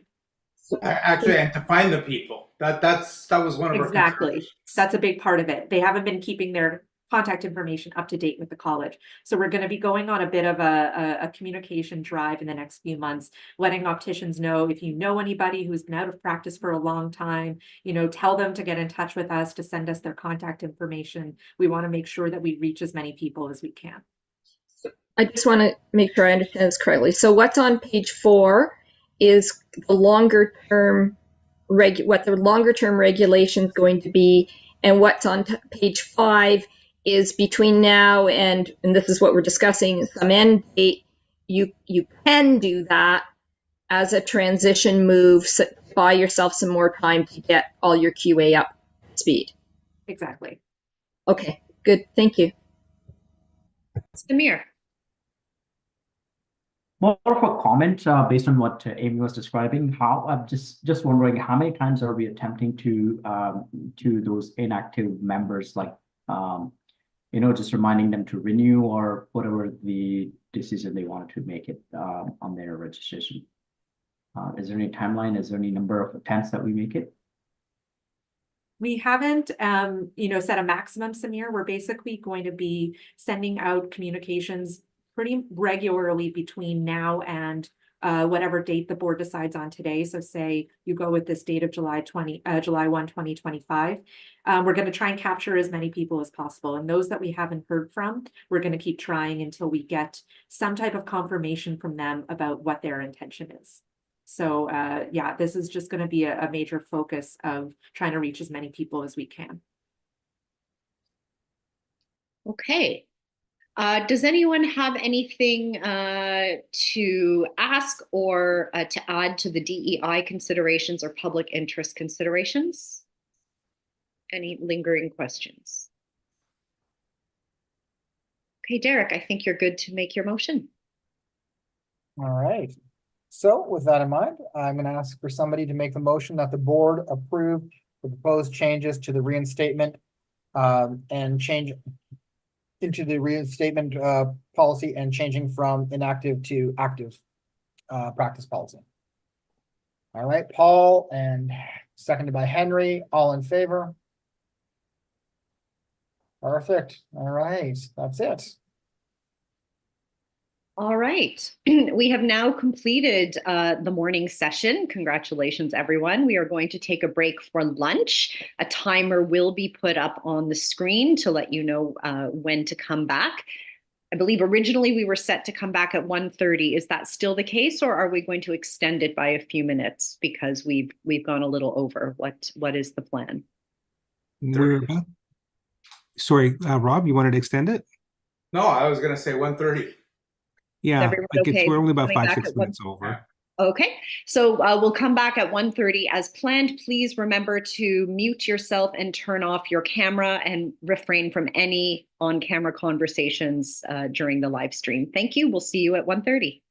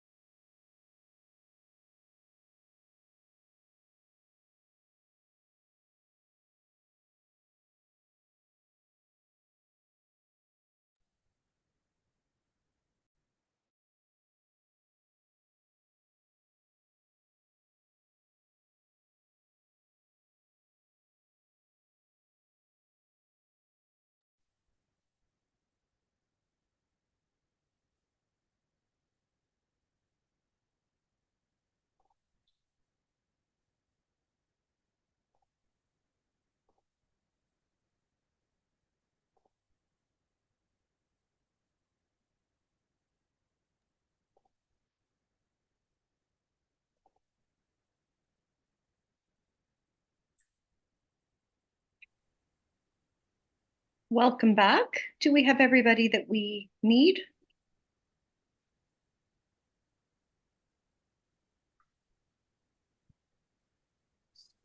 Seven, 8, 9. It'd be great if everyone can start turning their cameras back on just so we could check. Okay. All right, board members, please reveal yourselves. And Carolyn, you'll start recording again? Yep.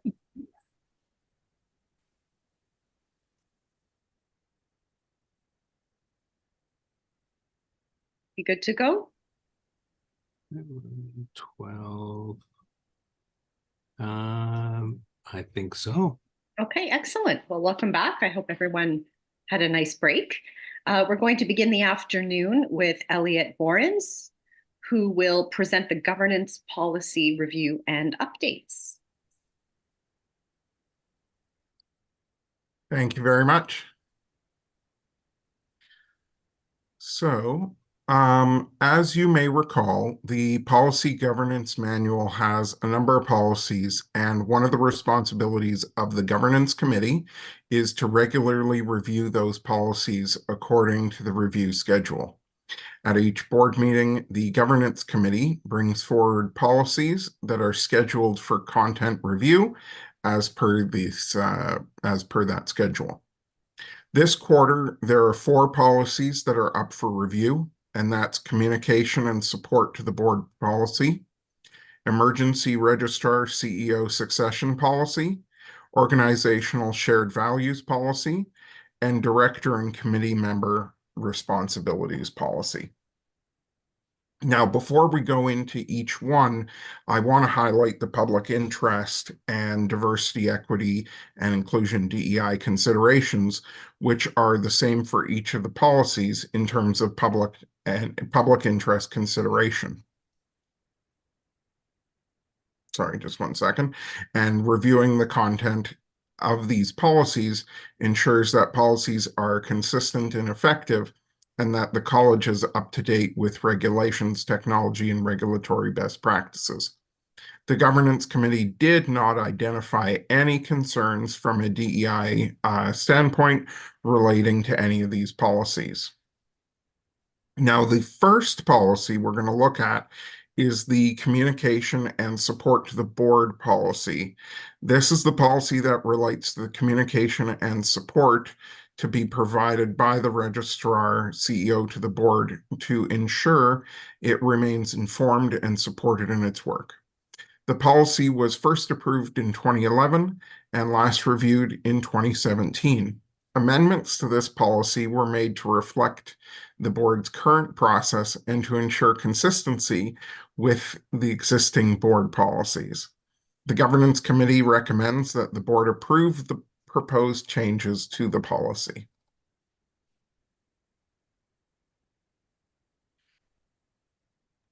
You're on mute, Karen. At least once per meeting. All right. With that, does anybody have any questions with regards to the proposed changes? I'm not seeing any hands go up. Are there any concerns, points, or considerations from a public interest standpoint that the board would like to identify? Okay. I think it's probably safe for us to move ahead right with a motion. Derek, if you'd like to do that. Thank you, Karen. All right, so I need somebody to make the motion that the board approve the proposed amendments to the communication and support to the board policy as recommended by the Governance Committee. Stephen, I see your hand up there. May I have a seconder, please? Paul, I see you. All in favor? Carlos, are you in favor over there? Thank you. All right, all that seems unanimous. It passes. Great. So next we'll turn to the emergency registrar CEO succession policy. This policy outlines the board's expectations of and risk boundaries for the registrar CEO regarding emergency registrar CEO succession.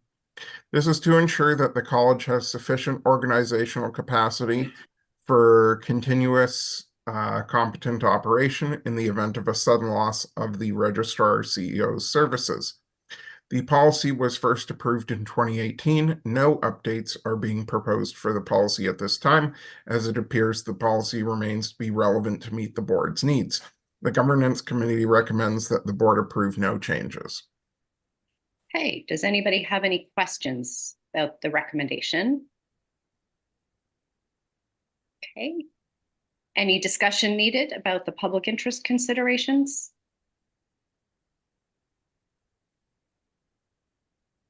Okay, Derek, I think you're safe to call for a motion. Fair enough. I'm going to ask someone to make the motion that the board approve the emergency registrar succession policy as recommended by the Governance Committee. We'll make that motion. I see Regina, and we'll have it seconded by Tanya. I thought I saw your hand in there somewhere. All in favor? Perfect. And it passes. Wonderful. Next, we're going to look at the organizational shared values policy. This policy outlines the organizational values that drive the college's behavior and results, and which are embedded into the college culture. The policy was first approved in 2015 and last reviewed in 2019. Those of you who have been on the board for a few years will remember that following the commencement of DEI training in 2020, the board agreed to update the organizational shared values. At the time, the board agreed that the inclusion of DEI, that the inclusion of DEI as a part of the college's core values would demonstrate their significance in the college's work and in carrying out its mandate. The committee didn't see any need to diverge from this, and therefore that the policy be updated to align with the revised values that we agreed to by the board in 2020.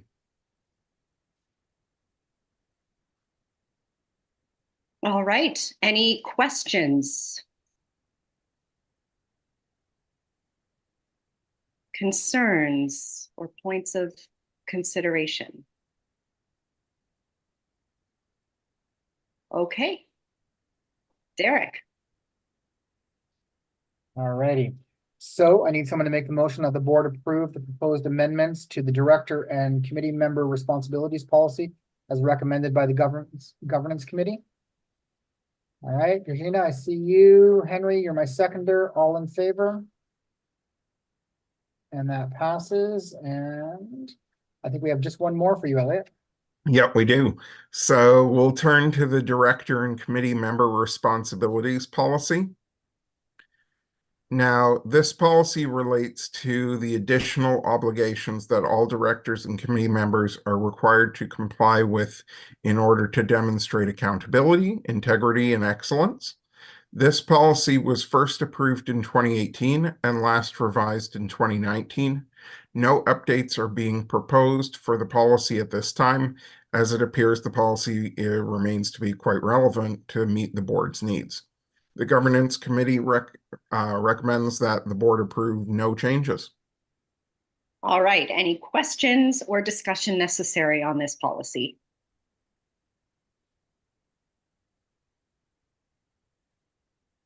Okay, Derek. All right, so we're going to make a motion, look for someone to make the motion that the board approve no changes to the director and committee member responsibilities policy as recommended by the Governance Committee. Alicia, I know I've missed you a few times. You want to make? Yeah, I can make no change. Go ahead. And may I have a seconder, please? Regina, thank you. All in favor? Perfect. And we're good. All right. Thank you very much. So speeding along, we can now move on to the status of the 2023 Board Action Plan, and Deputy Registrar Amy Stein will be giving the report. Thanks, Karen. So this is a status update for the board. So those of you who've been with us for a couple of years know that at the end of your yearly cycle, the board engages in your performance review process. And then come this time of year, we dig into action planning for the year ahead. So just wanted to take this opportunity to look back at your 2023 action plan, which was developed around this time last year and approved in June, to see how we're moving along with some of these items. Now, some of these are, multi-year endeavors, so hopefully it won't be, too concerning for anyone that we've got a number of items in progress. We wanted to demonstrate that a lot of these are well underway and have some benchmarks coming up in the coming year where you're going to be seeing some new information around these. So we're continuing to plug away on some proposed governance reforms. So those are the first two items the first three items on your column, on your chart here. And that's around, there's an item to look at the composition of the Finance Committee, and also a couple of items around eligibility to stand for election and things around electoral districts. So Governance Committee is looking at the electoral district question right now. They started this journey in the fall of last year, and it's continued over into this year. So they expect to be coming to the board with a proposal later in the year on that question. Then in terms of training and facilitation, we had training in 2023 for the people who were on deck that year to be filling in roles as chairs and vice chairs of committees. We're going to be doing so again in the spring for the people who are on deck this year. So that's been marked as complete. We are working on some updates to briefing notes for you all that we hope to roll out at the next meeting around risk management considerations. So you're going to have that in addition to your public interest and your DEI considerations on your various policy decisions. And then finally, exploring being more transparent about the self-evaluation process and results. So that is a discussion that we can actually expect to have at your upcoming workshop on action planning for this year. So that's really just all I wanted to highlight for you all, and happy to take any questions.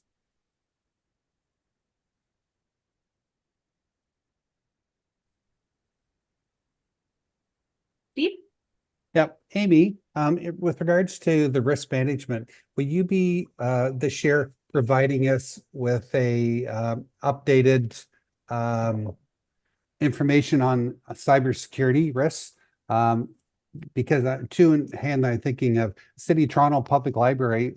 They're still coming through theirs yesterday, and then as of Friday, City Hamilton got totally knocked out, and they have no communication anywhere other than 911, and it's going to be days just because it's happening all the time. Of companies getting hacked, just to give everyone and the membership sort of a.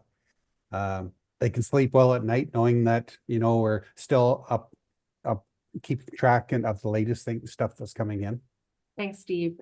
So I think at your last meeting in December, there was a monitoring report on the technology and cybersecurity policy. So that one typically comes to the board once a year. But of course, if there's ever a desire of the board to get more information at more frequent intervals, we're happy to give updates.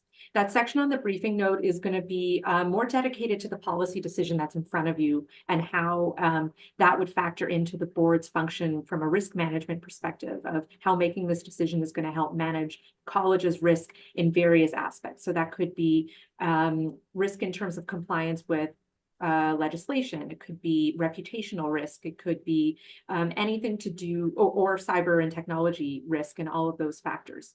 So essentially wanting to make sure that we're highlighting that on whatever decision the board is going to be making in terms of what are the risk factors that this decision is going to impact and how has this policy question been designed to try and address those factors.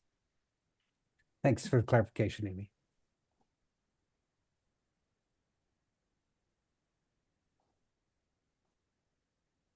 Any other questions? Now I can turn it back to Karen. Excellent. All right. Well, now Fuzzle will lead the discussion on the timing of the 2024 board elections. Over to you. Sorry, I should unmute myself. Thank you very much, Karen. So the next document that's in front of you is a briefing note that needs some action at the end. Traditionally, I'll just set the stage. We have set our nominations for elected positions during the month of August, and it's been based on a work back schedule with fall elections, and there's got to be certain minimum amount of times that are allowed for notifications and things like that. So Typically, the nominations go out in August. We have been lately getting a very poor response to our nomination calls and have had to go back in truncated time formats to go for a second round of nominations in order to find people to run for election. Sometimes that second round has resulted in maybe one person that ends up putting their name forward and ends up getting acclaimed.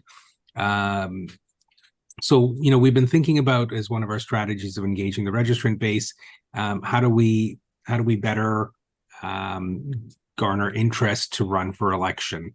And we are constantly promoting it at our education events, talking about opportunities as an appointed member, as an elected member.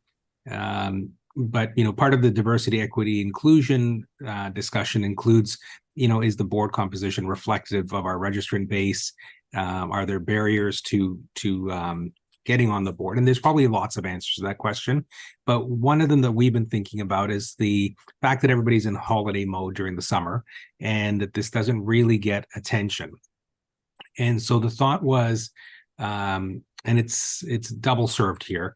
One of the main drivers to the discussion was that we move the election and the nomination period up to the spring before the summer hits, and try to get that sort of done and dusted before the summer break. And then another driver, particularly this year, is that we have a bit of a new regime coming in. July 1st is the new registration reg. And with that is going to drive some changes to our elections process anyways. And so there are policies and things that need to be put in place. So sort of a 2-for-1 special. We were hoping to float to the college board, possibly moving nominations and elections up earlier, and that it would probably greatly help us out with less policy work in front of you to kind of complete this last round of elections under the existing regime, and then develop new policies in the latter half of the year to support the new registration reg and run slightly updated elections based on those policies next year. One discussion, Rob, I see your hand, so I'll get to you in just a sec. One discussion that did come up at the executive committee was that if we're running nominations and elections this early, we might have incumbents on the board who may not hold on to their seat and possibly suffer from some disengagement, noting that there's 6 months possibly left of their term, yet they're not coming back. So on a long-term basis, the executive was thinking that it might be good to do the nominations in the spring while we have attention, especially we're doing a lot of CE events and things, get the nominations squared away, and then in the fall, as the term is running out, run the elections as normal in the fall. So that was sort of a long-term plan. In the very short-term, immediate, predicated on the fact that we have a changeover in the registration reg. For this 1 year, the recommendation was do the nomination and the election all before the new registration reg comes into effect. So you've got a number of options on your briefing note. What we're looking for is sort of the board's temperature on would you take the executive committee's recommendation to do this year's election and nomination all before July 1st? And then what would you like to do on an ongoing basis? And this is not carved in stone. And, if we tried and it's not working, we could make adjustments. But we thought to do to keep doing the same thing is not going to get us anything but any different results. So, Rob, toss it over to you, and then Karen, back to you for facilitating a discussion. Rob, Thank you very much. First of all, short term, we have to do what we have to do. I think the plan to move it up early this year as a stopgap measure to make it easier for us, and then we can hit the ground running next year. I think that's fine. I don't mind the idea of having the nominations early, and then if we don't have enough, we can ask again, and having the elections in October. I don't really like the idea of someone being voted out and knowing 6 months in advance. I think that's going to be a hard pill for people to swallow. Would it be beneficial when you guys look at it to changing our terms to July? Would that make everything a little easier, or is that not a doable thing? That would be an interesting take. There would probably be a lot of levers in place, having a mid-year committee changes and all of that type of fun stuff. So I think that would be a little bit more of an involved process, nothing we can't look at and get you pros and cons for. Okay. So yeah, if we get pros and cons, because I think part of the problem is the new members come in January, everyone's on Christmas mode. Things sometimes have to be done quickly, and it's really hard to get people motivated the first week of January. Staff is often inundated. I mean, having changed ours, if we change our policy so that we register in 15th is going to help. But I think your idea for this year is perfect. All right, Regina. I assume that if we are talking about nomination, it's nomination to executive committee. Is it correct? It's actually, Regina, for the entire board. These are board elections. For entire board. Okay. Can I suggest something? No? Yeah, sorry, Regina, you had a comment about that? Can I suggest something now? Sure. Okay. So I have personal experience, as you know, with this, and that's why, well, I was thinking about this and we'll make some comments about this. During this this nomination process, DI is commendable, absolutely commendable. It's very good. But I was just thinking that my choice is to maintain status quo after my experience, but to move the onboarding orientation session before the board meeting in December last in the year. And in addition to this, submission of interest to this executive committee positions and to board positions, I suggest that the deadline for this is coordinated with whatever I said previously. Let's say 2 weeks before the board of directors meeting in December. I also suggest that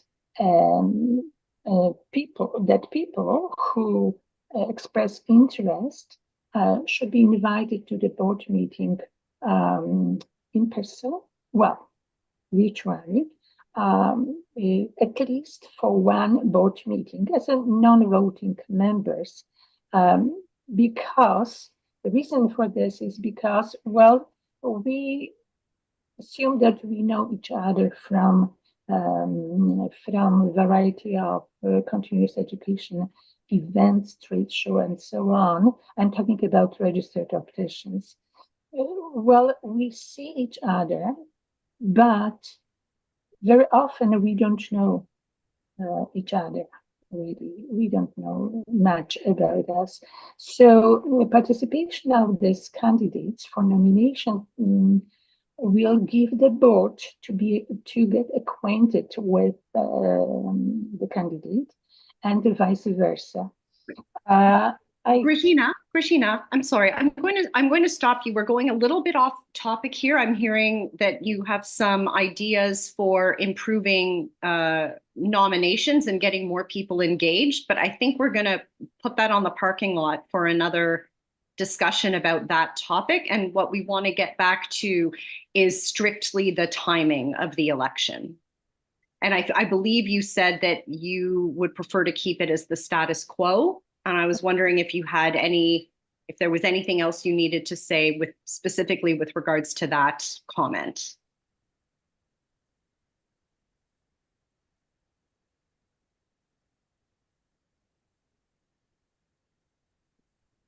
Okay. Is there another opportunity or is there another agenda item in the future to talk about increasing engagement, where Regina's yeah, I definitely think so, Karen. Will be appropriate? Okay. Yeah, but right now we're looking at a very particular thing, which is the timing of the election, but looking at the entire elections engagement process is sort of a higher level thing that we could definitely, when we're looking at the entire process, solicit more input on that. Okay. All right, thank you. Derek also has his hand up. Just to follow up on with what Rob had said, actually. My only concern, Rob, with what you suggested was the idea of if we were to do the elections July, then or for July, then we're looking at a summer term of trying to get orientations and committees started.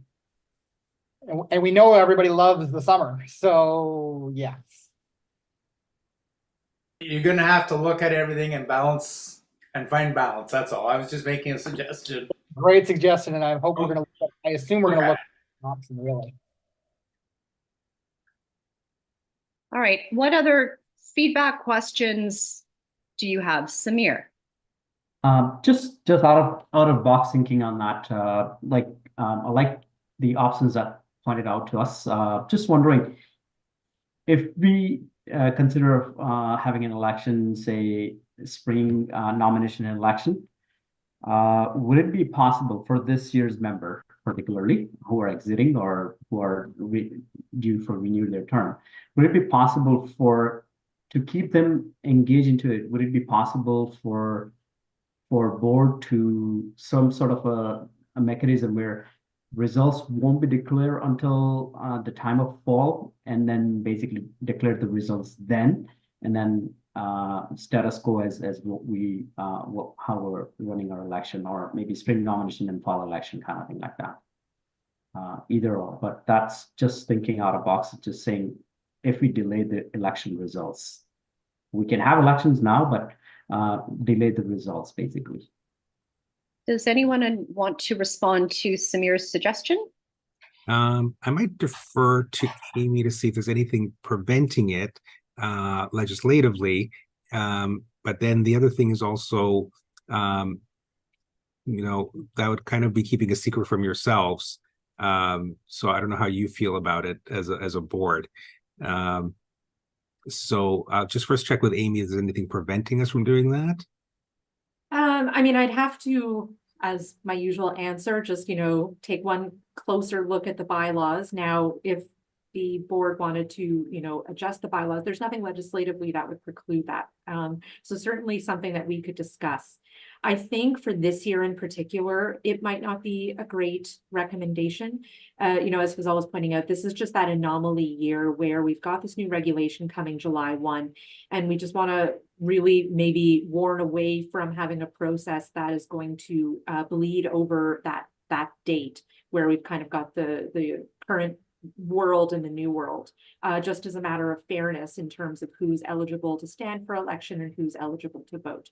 So I think we have some time, maybe if we were to look at this for future years, to sort of play with some of these variables and, hopefully get some direction from this board today on, what we're looking at in terms of timing so we can plan accordingly, but then figure out some of those little nuts and bolts, over the next, few months.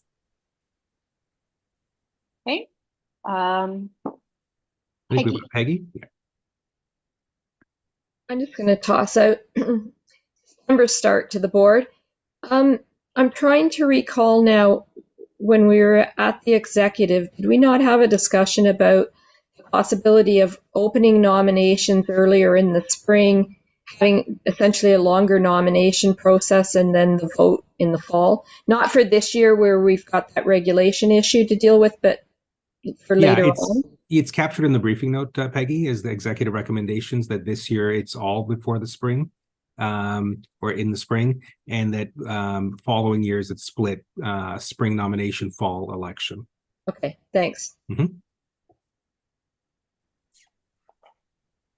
Okay, any other questions or suggestions about the current year and or future years? All right, so let's test for consensus about the plan for this year, which is to have both the nomination period and the election before that July first date. Can I get a high five to see where we stand on this issue? Carlos, Georgina?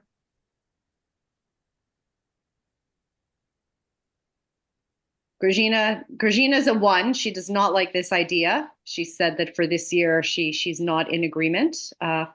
Puzzle, how would you like to I have think that recorded?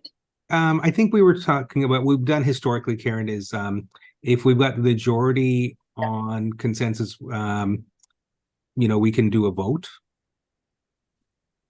Okay. So do you want it, shall we take a vote then? Derek, do you want to, or shall I lead the vote? I think I can phrase the vote, okay, but we're talking about 2 separate things, right? Yes, we're just doing part 1 right now. What are we going to do this year? All right, so I guess the vote in front of us is the vote in front of us is to move the elections to the spring for this year only. All right, I think that captures it.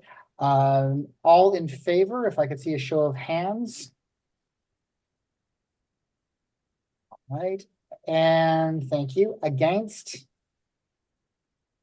Can I see a show of hands for against? Regina, I see you. All right. And anybody abstaining?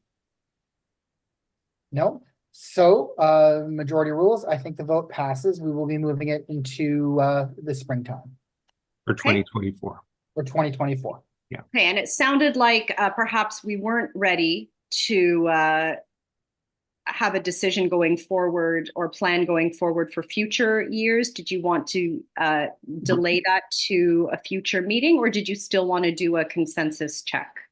I wouldn't mind getting a consensus check just as far as a temperature check on possibly for 2025, a 1 year to try a pilot of a spring nomination fall election. That would probably cause the least amount of disruption to training schedules, committee slates, and all of that. Okay. So let's see a show of high fives around spring nominations, fall elections in 2025. Okay, I'm seeing mostly 5s, 1, 4. So I think we're good to move ahead with that. And that's, Fazal, with the understanding that you'll bring that back to the board and we can discuss success and the merits? So, Mr. Chair, it would be then if we do a vote on that for 2025, it would give us some predictability on planning for that year. And then we could come back and reassess at the end, having tried it all of the spring, split up, and then what do we want to do 26 onwards? Excellent. Perfect. Thank you. So do you mind calling a vote on that?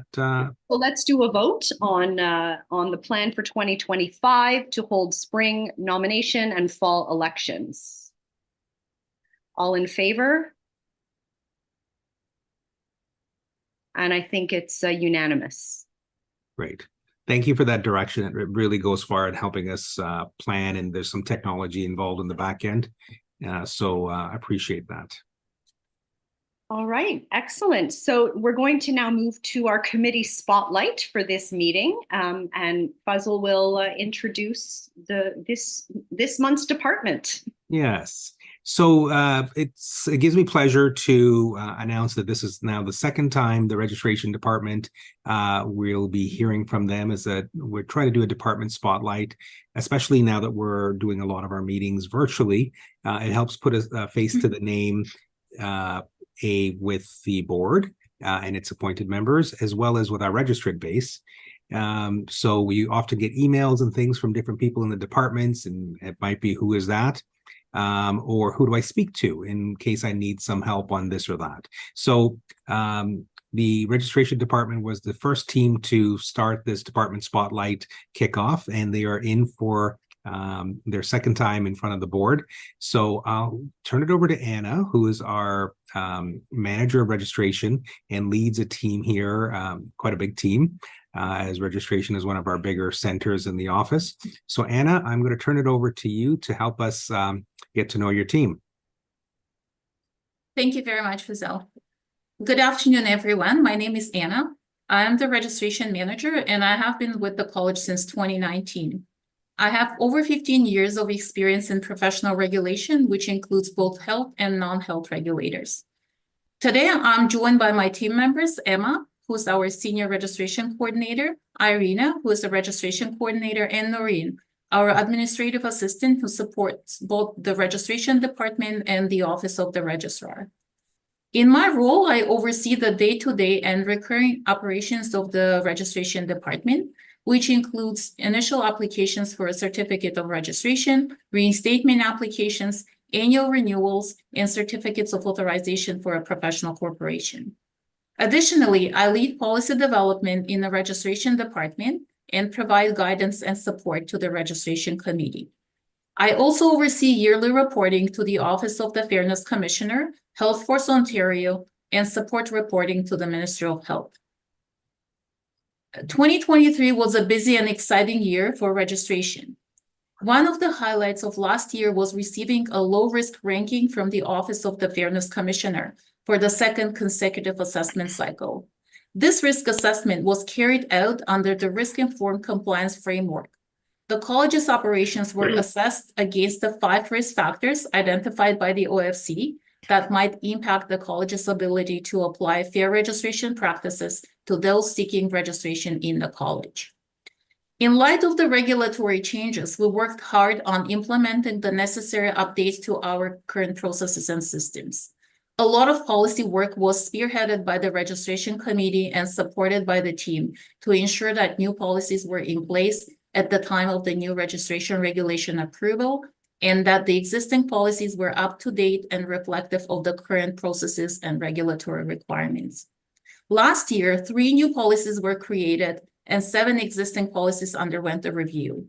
This year, the committee will be looking to review another 5 policies and create 2 new ones to support the new regulation that is coming into effect on July the 1st. Last year, we also implemented some database changes to capture the new regulatory requirements and are currently working on moving the application process online. This will make it easier for both applicants and staff. We hope to have the new system up and running in Q3 of this year. With that, I would like to turn it over to Emma, who would introduce the programs she's involved in. Hi, everyone. My name is Emma, and I'm the Senior Registration Coordinator at the college. I've been with the college since November 2021 and was previously an admissions coordinator working with nationally registered and international applicants at the Chartered Professional Accountants of Ontario. So I support our day-to-day and recurring operations, like responding to registration and renewal questions from our registrants and applicants, processing registration, reinstatement, contact lens mentor, and renewal applications, helping registrants go from interns to fully registered opticians. I also help support the registration committee in its work drafting and approving policy updates and reviewing applications for prior learning assessment and recognition, reinstatements for opticians suspended for over 3 years, and requests for additional attempts at the national examinations. 2023 saw an increase over 2022 in each of these 3 types of applications, with an over 30% increase in the number of PLAR applications and 11 new requests for additional attempts at the examinations. Even with these increases, we were able to significantly decrease the wait time for internationally trained applicants as we worked with NACOR to standardize the assessment process across provinces and delegate the decision letters to staff. Applicants who previously waited 3 to 4 weeks after completing their assessments to receive their decision letters now regularly receive them in less than a week.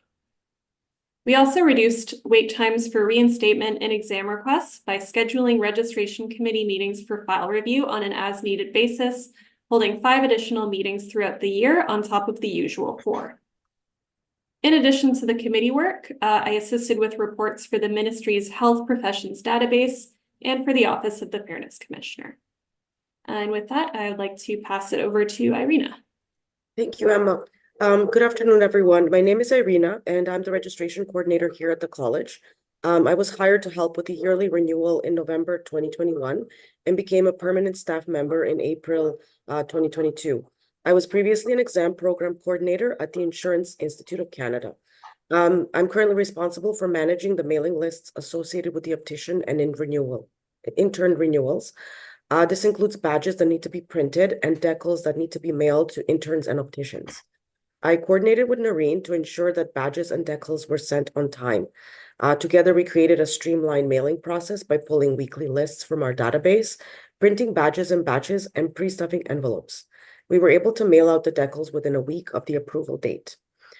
Together with reception and the rest of the registration team, I also assisted with the large volume of incoming calls from registrants who needed support with their renewal, whether they required more information or technical support. And along with Enma and Anna, I assist with incoming intern, optician, and reinstatement applications, contact lens mentor applications, certificate of standing, as well as answering any general queries from our registrants and applicants. In the 2024 year, we are seeing a 50% increase of optician applicants as compared to the same time last year.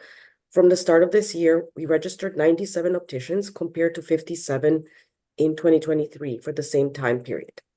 We also have an increase of intern applications due to the upcoming NACOR May exams. Finally, this year, my portfolio will also include supporting the registration committee. Now I will turn it over to Noreen. Thank you, Irina. Hello, my name is Noreen. I joined the team in November of 2022 as the receptionist to assist with the yearly renewal project. I tackled two large projects, the registration renewal, which included mailouts of renewal decals and badge replacements. Introducing process improvements allowed us to complete the mailouts promptly despite the unusually high volume. Streamlining the process greatly assisted us with the renewals this past year as well and allowed me to concurrently work on other time-sensitive projects. In addition to the high volume of mailouts and applications, there was an increase in incoming calls and emails, averaging about 30 per day.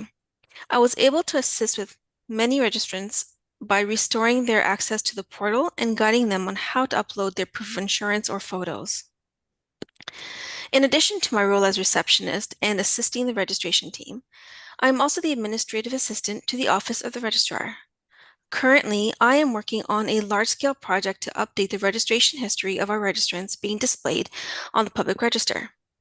The information displayed on the public register is inconsistent and or incomplete due to inconsistent data entry in past years. The purpose of this project is to create and maintain consistency in the registration history and to apply uniform terminology to make the entries more comprehensible by the public. With over 6,000 members in the registry, this is quite a large project. However, we implemented streamlined solutions to tackle the most relevant entries first. Another project I'm working on is cataloging and indexing our hard copy files associated with applications and renewals that were mailed to us as of 2017 and sending them to our offsite facility. And with that, I'll send it back to Anna.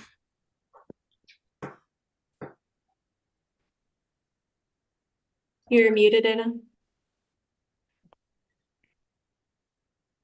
Sorry about this. Thank you very much, team. This concludes our presentation, and we will be happy to take any questions the board may have. Thank you. Rob has a question. Perhaps a comment. First of all, I'd like to thank the team for giving the committee the unconditional support that they've needed for the last 2 years that I've been back, and it's been a pleasure working with you all. I thank you. Thank you, Rob. Tanya. I just also wanted to give some kudos. I think it's so impressive that there was an increase in volume, but you decreased turnaround time. That really shows that you're really working as a team and that you're really finding solutions to problems and being really efficient. So thank you for your hard work. Thank you very much. Steve. Thank you.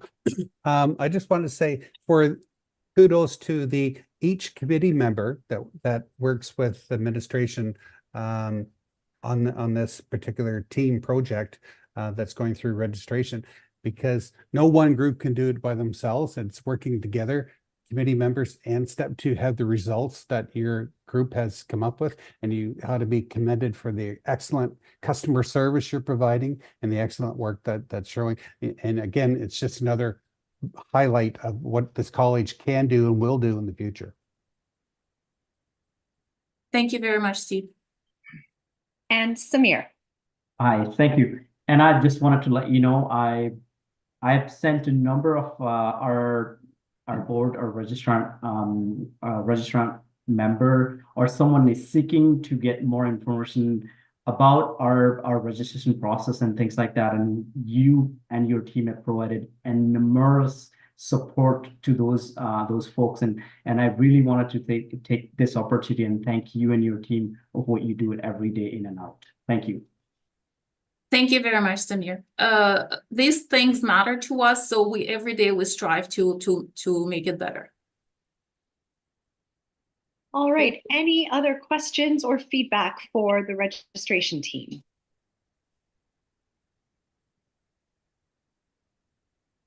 All right, thank you all for participating in our meeting today. I will turn it over to Faisal for the registrar's report. Fantastic. Thank you, Anna and team. Okay, the registrar's report. I think a lot of it has been covered over the different topics that I've covered today, but I'll quickly do a quick run through. As far as government relations and pending approvals, as you know, the registration regulation is in front of us with a lot of support from our government relations folks. We've seen it come to fruition. Just as early as last week, we actually got a nudge from the government about our professional misconduct regulation. So it looks like that's on deck. And it's been a long outstanding regulation as well. We are continuing to seek an exemption for spousal treatment. There's not much discussion on that one right now, but we are continuing to push that topic with our government relations firm. I think Paul had mentioned a little bit today about the exams, and we have in fact entered into a memorandum of understanding with NACOR to move all of the administration over to them and discontinue the cost sharing for expense bearing relationship that we had. So this is a bit of a transition year. We're hoping to have a smooth transition, but we expect no major upset or anything to exams being held. We have stressed to NACOR things like the timing of the exams are very important to us, and they have been very accommodating thus far. External relations, this is just sort of what's kind of in the next 6 months over the spring. I had the opportunity on February 23rd to co-present to the College of Georgian College Students of Opticianry, along with the executive director from the association. The joint presentation is a good opportunity for us to both explain at the same time what we do and how we are similar and different from each other in mandates. So it provides a bit more of a back and forth and an interactive. So that was a well-attended session. It was nice to see the first year students, and they seemed very, very engaged. We have a number of events coming up. We have a CE Day coming up with the AOE in the end of March. Right after that, we have a Seneca College engagement. Probably 100 students will be in attendance there. In April, we'll be working with the Opticians Association of Ontario at their CE event and trade show. NACOR meetings are coming up May 1st and 2nd. Registrations are coming up immediately after that. And our first sort of new roadshow with the OOA will be in Sudbury, June 23rd. Henry, to your point, I believe we'll be in London in October, I think on the 6th. Yes, on the 6th at the Ivy Spencer Leadership Center. So we've got a lot of opportunities to engage registrants, and it's a great timing for us because we've got a lot to talk to them about. So we'll be in London, Sudbury, Ottawa, on top of Toronto. Collaboration efforts I've kind of gone through in the discussion on the strategic plan. So we are working with the College of Optometrists on a very important initiative with the Indigenous community, which is basically happening probably later this month. And we are finalizing details on a relationship with the College of Respiratory Therapists to take space in our organization, in our offices, to help share some costs of overhead. And seeing how that pilot goes, we'll hopefully extend it to fill up any other remaining days with possibly another college. So we'll keep you posted on how that's going. And that is my registrar's report. Happy to take any questions.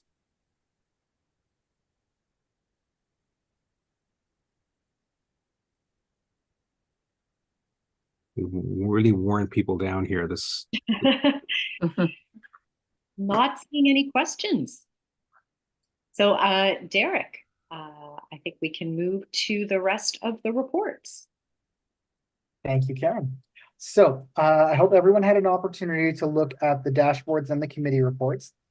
As this is our first meeting of 2024, your package includes both quarterly committee reports as well as each committee's annual report for 2023. For those of you who are new to the board, these reports are typically reviewed and approved as consent agenda items. That means we do not typically go through the reports one by one. We do, however, hope that you will have all had a chance to review the reports, and we will be inviting any questions or comments that you might have.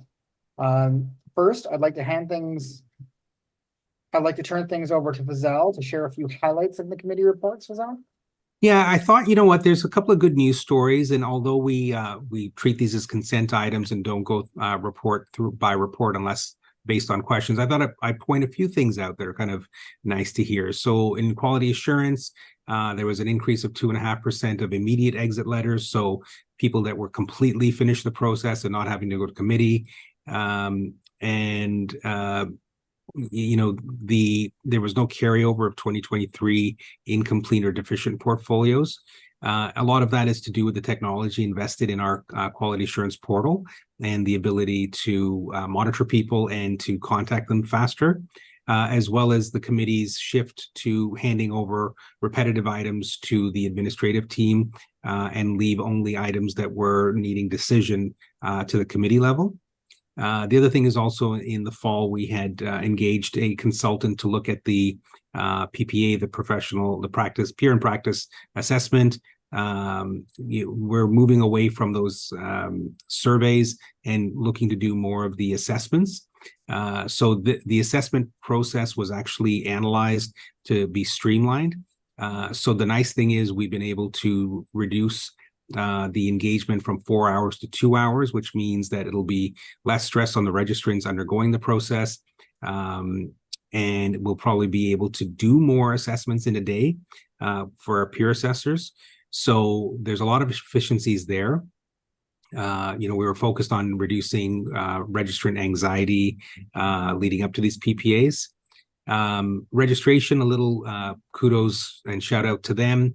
The Office of the Fairness Commissioner reviews registration practices on all the colleges, and it's a rather extensive engagement every year that the colleges have to undergo. The OFC has been rating colleges from sort of high risk to low risk and deciding sort of from a right touch approach which colleges they have to monitor a little more carefully or engage with a bit more. Typically, our college has shone in the eyes of the OFC. Anna and her team, Emma, the whole gang, have done a great job in putting forth a very comprehensive report this year.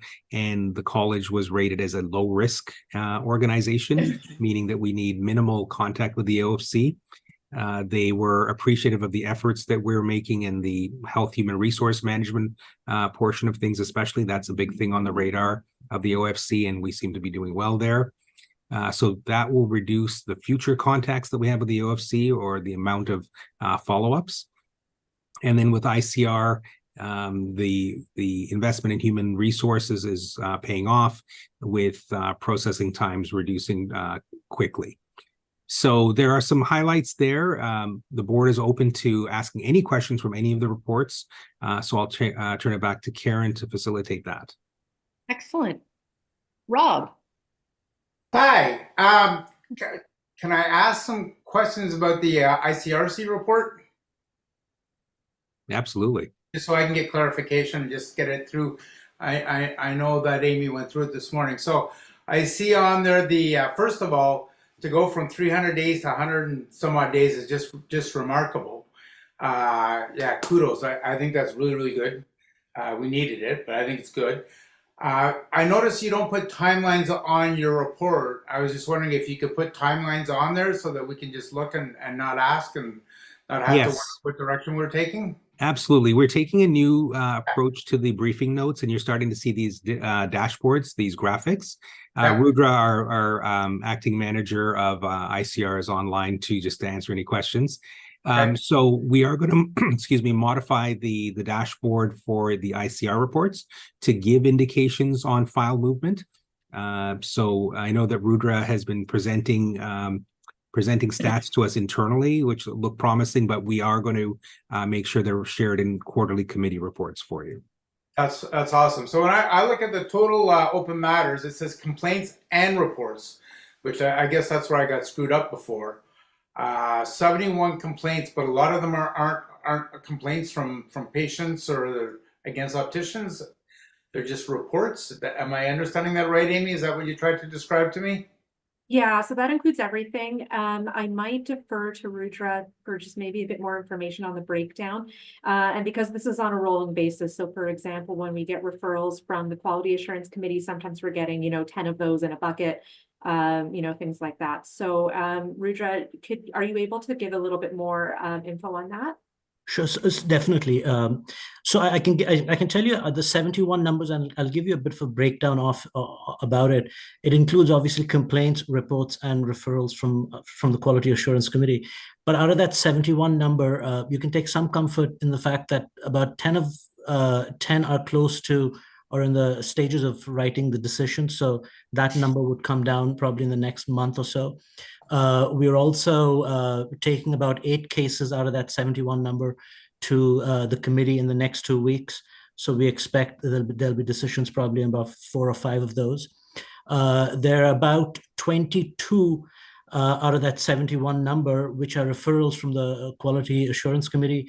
And Amy has given us an outline of how we can tackle those very quickly. So I'm expecting in the month of April, we'll probably tackle those. So I'm hoping the next, later in the year, as we come to you, that number will look a bit smaller, obviously, depending on what comes in also through the door as the year progresses. So how many of the 71 are actually complaints? Out of the 71 that are complaints, I can tell you about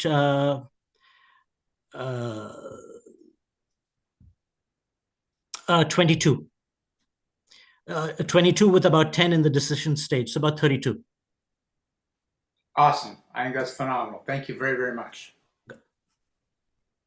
Thank you, Rob. Any other questions? Peggy.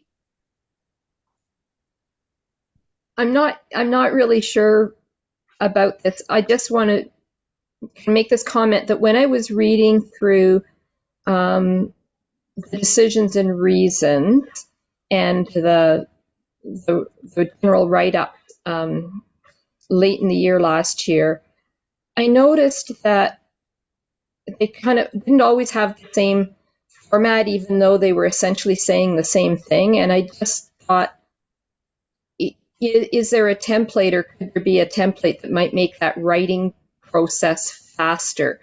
That if it's this kind of a complaint or this kind of a decision, these are the words that are used. They essentially said the same thing, but they were different words. And I thought, oh, what a lot of work! What a lot of work to rewrite all the time. I think Amy would like. I think I'm out of my place here. We're talking about it, so I just thought I'd mention that. No, that's fair, Peggy. And I won't go too far into detail about the decision and reasons, just because obviously we have to be wary of, confidentiality. There is a template that is the starting point for these decisions, but they all do turn on individual facts. And probably a lot of the reason for, the distinction in the wording, it's because the individual facts of each case sometimes require a really nuanced approach. And I will say that especially when you get me involved, I'm usually going to have some thoughts on that. So we want to make sure that we're meeting the standard that a reviewing body would expect in terms of how reasons are articulated. And at the end of the day, that is, an area that we're trying to mitigate, risk and make sure that all the various factors have been taken into consideration. So certainly we're, always looking for ways to streamline the process, but never at the expense of the integrity of the reasons. This was more just in a format of and I can't remember the words around it. You know how there's the we must do this because it was in that kind of area, not really what the decisions and the reasons were. If you follow what I'm saying. I mean, I'd have to go back and look at the details, and that's probably. I would say enabling. there are some things that might be considered, for lack of a better term, boilerplate, that might not be relevant to every decision. And sometimes that language is taken out because it might be confusing to a party to hear some of that language, but not really understand how it relates to their issue. Maybe it's that kind of thing. Okay. Any other questions? All right, Derek, I think you can call for a motion. Sorry, Derek, you're muted. Yeah, I know. All right, so I would like to have somebody make the motion to approve the committee reports, the annual reports, and the communications report as presented, please. All right, Paul, we're going to do yours. Carlos, you'll hear you as a seconder. And all in favor? All right, and that looks unanimous, so we are good. Moving along. Moving along, and now you get to call for a motion to adjourn the meeting. Right? So we're going to do that. So I am looking for someone to call for a motion to adjourn the meeting. And Omar, I have missed you a couple of times, so I'll let you close it. And may I have a seconder, please? Alicia, for you? Yeah, that's All fine. in favor, please? All right, Peggy, there we go. And I think that does our adjournment. So we are good. Karen, I'll hand it to you for final details.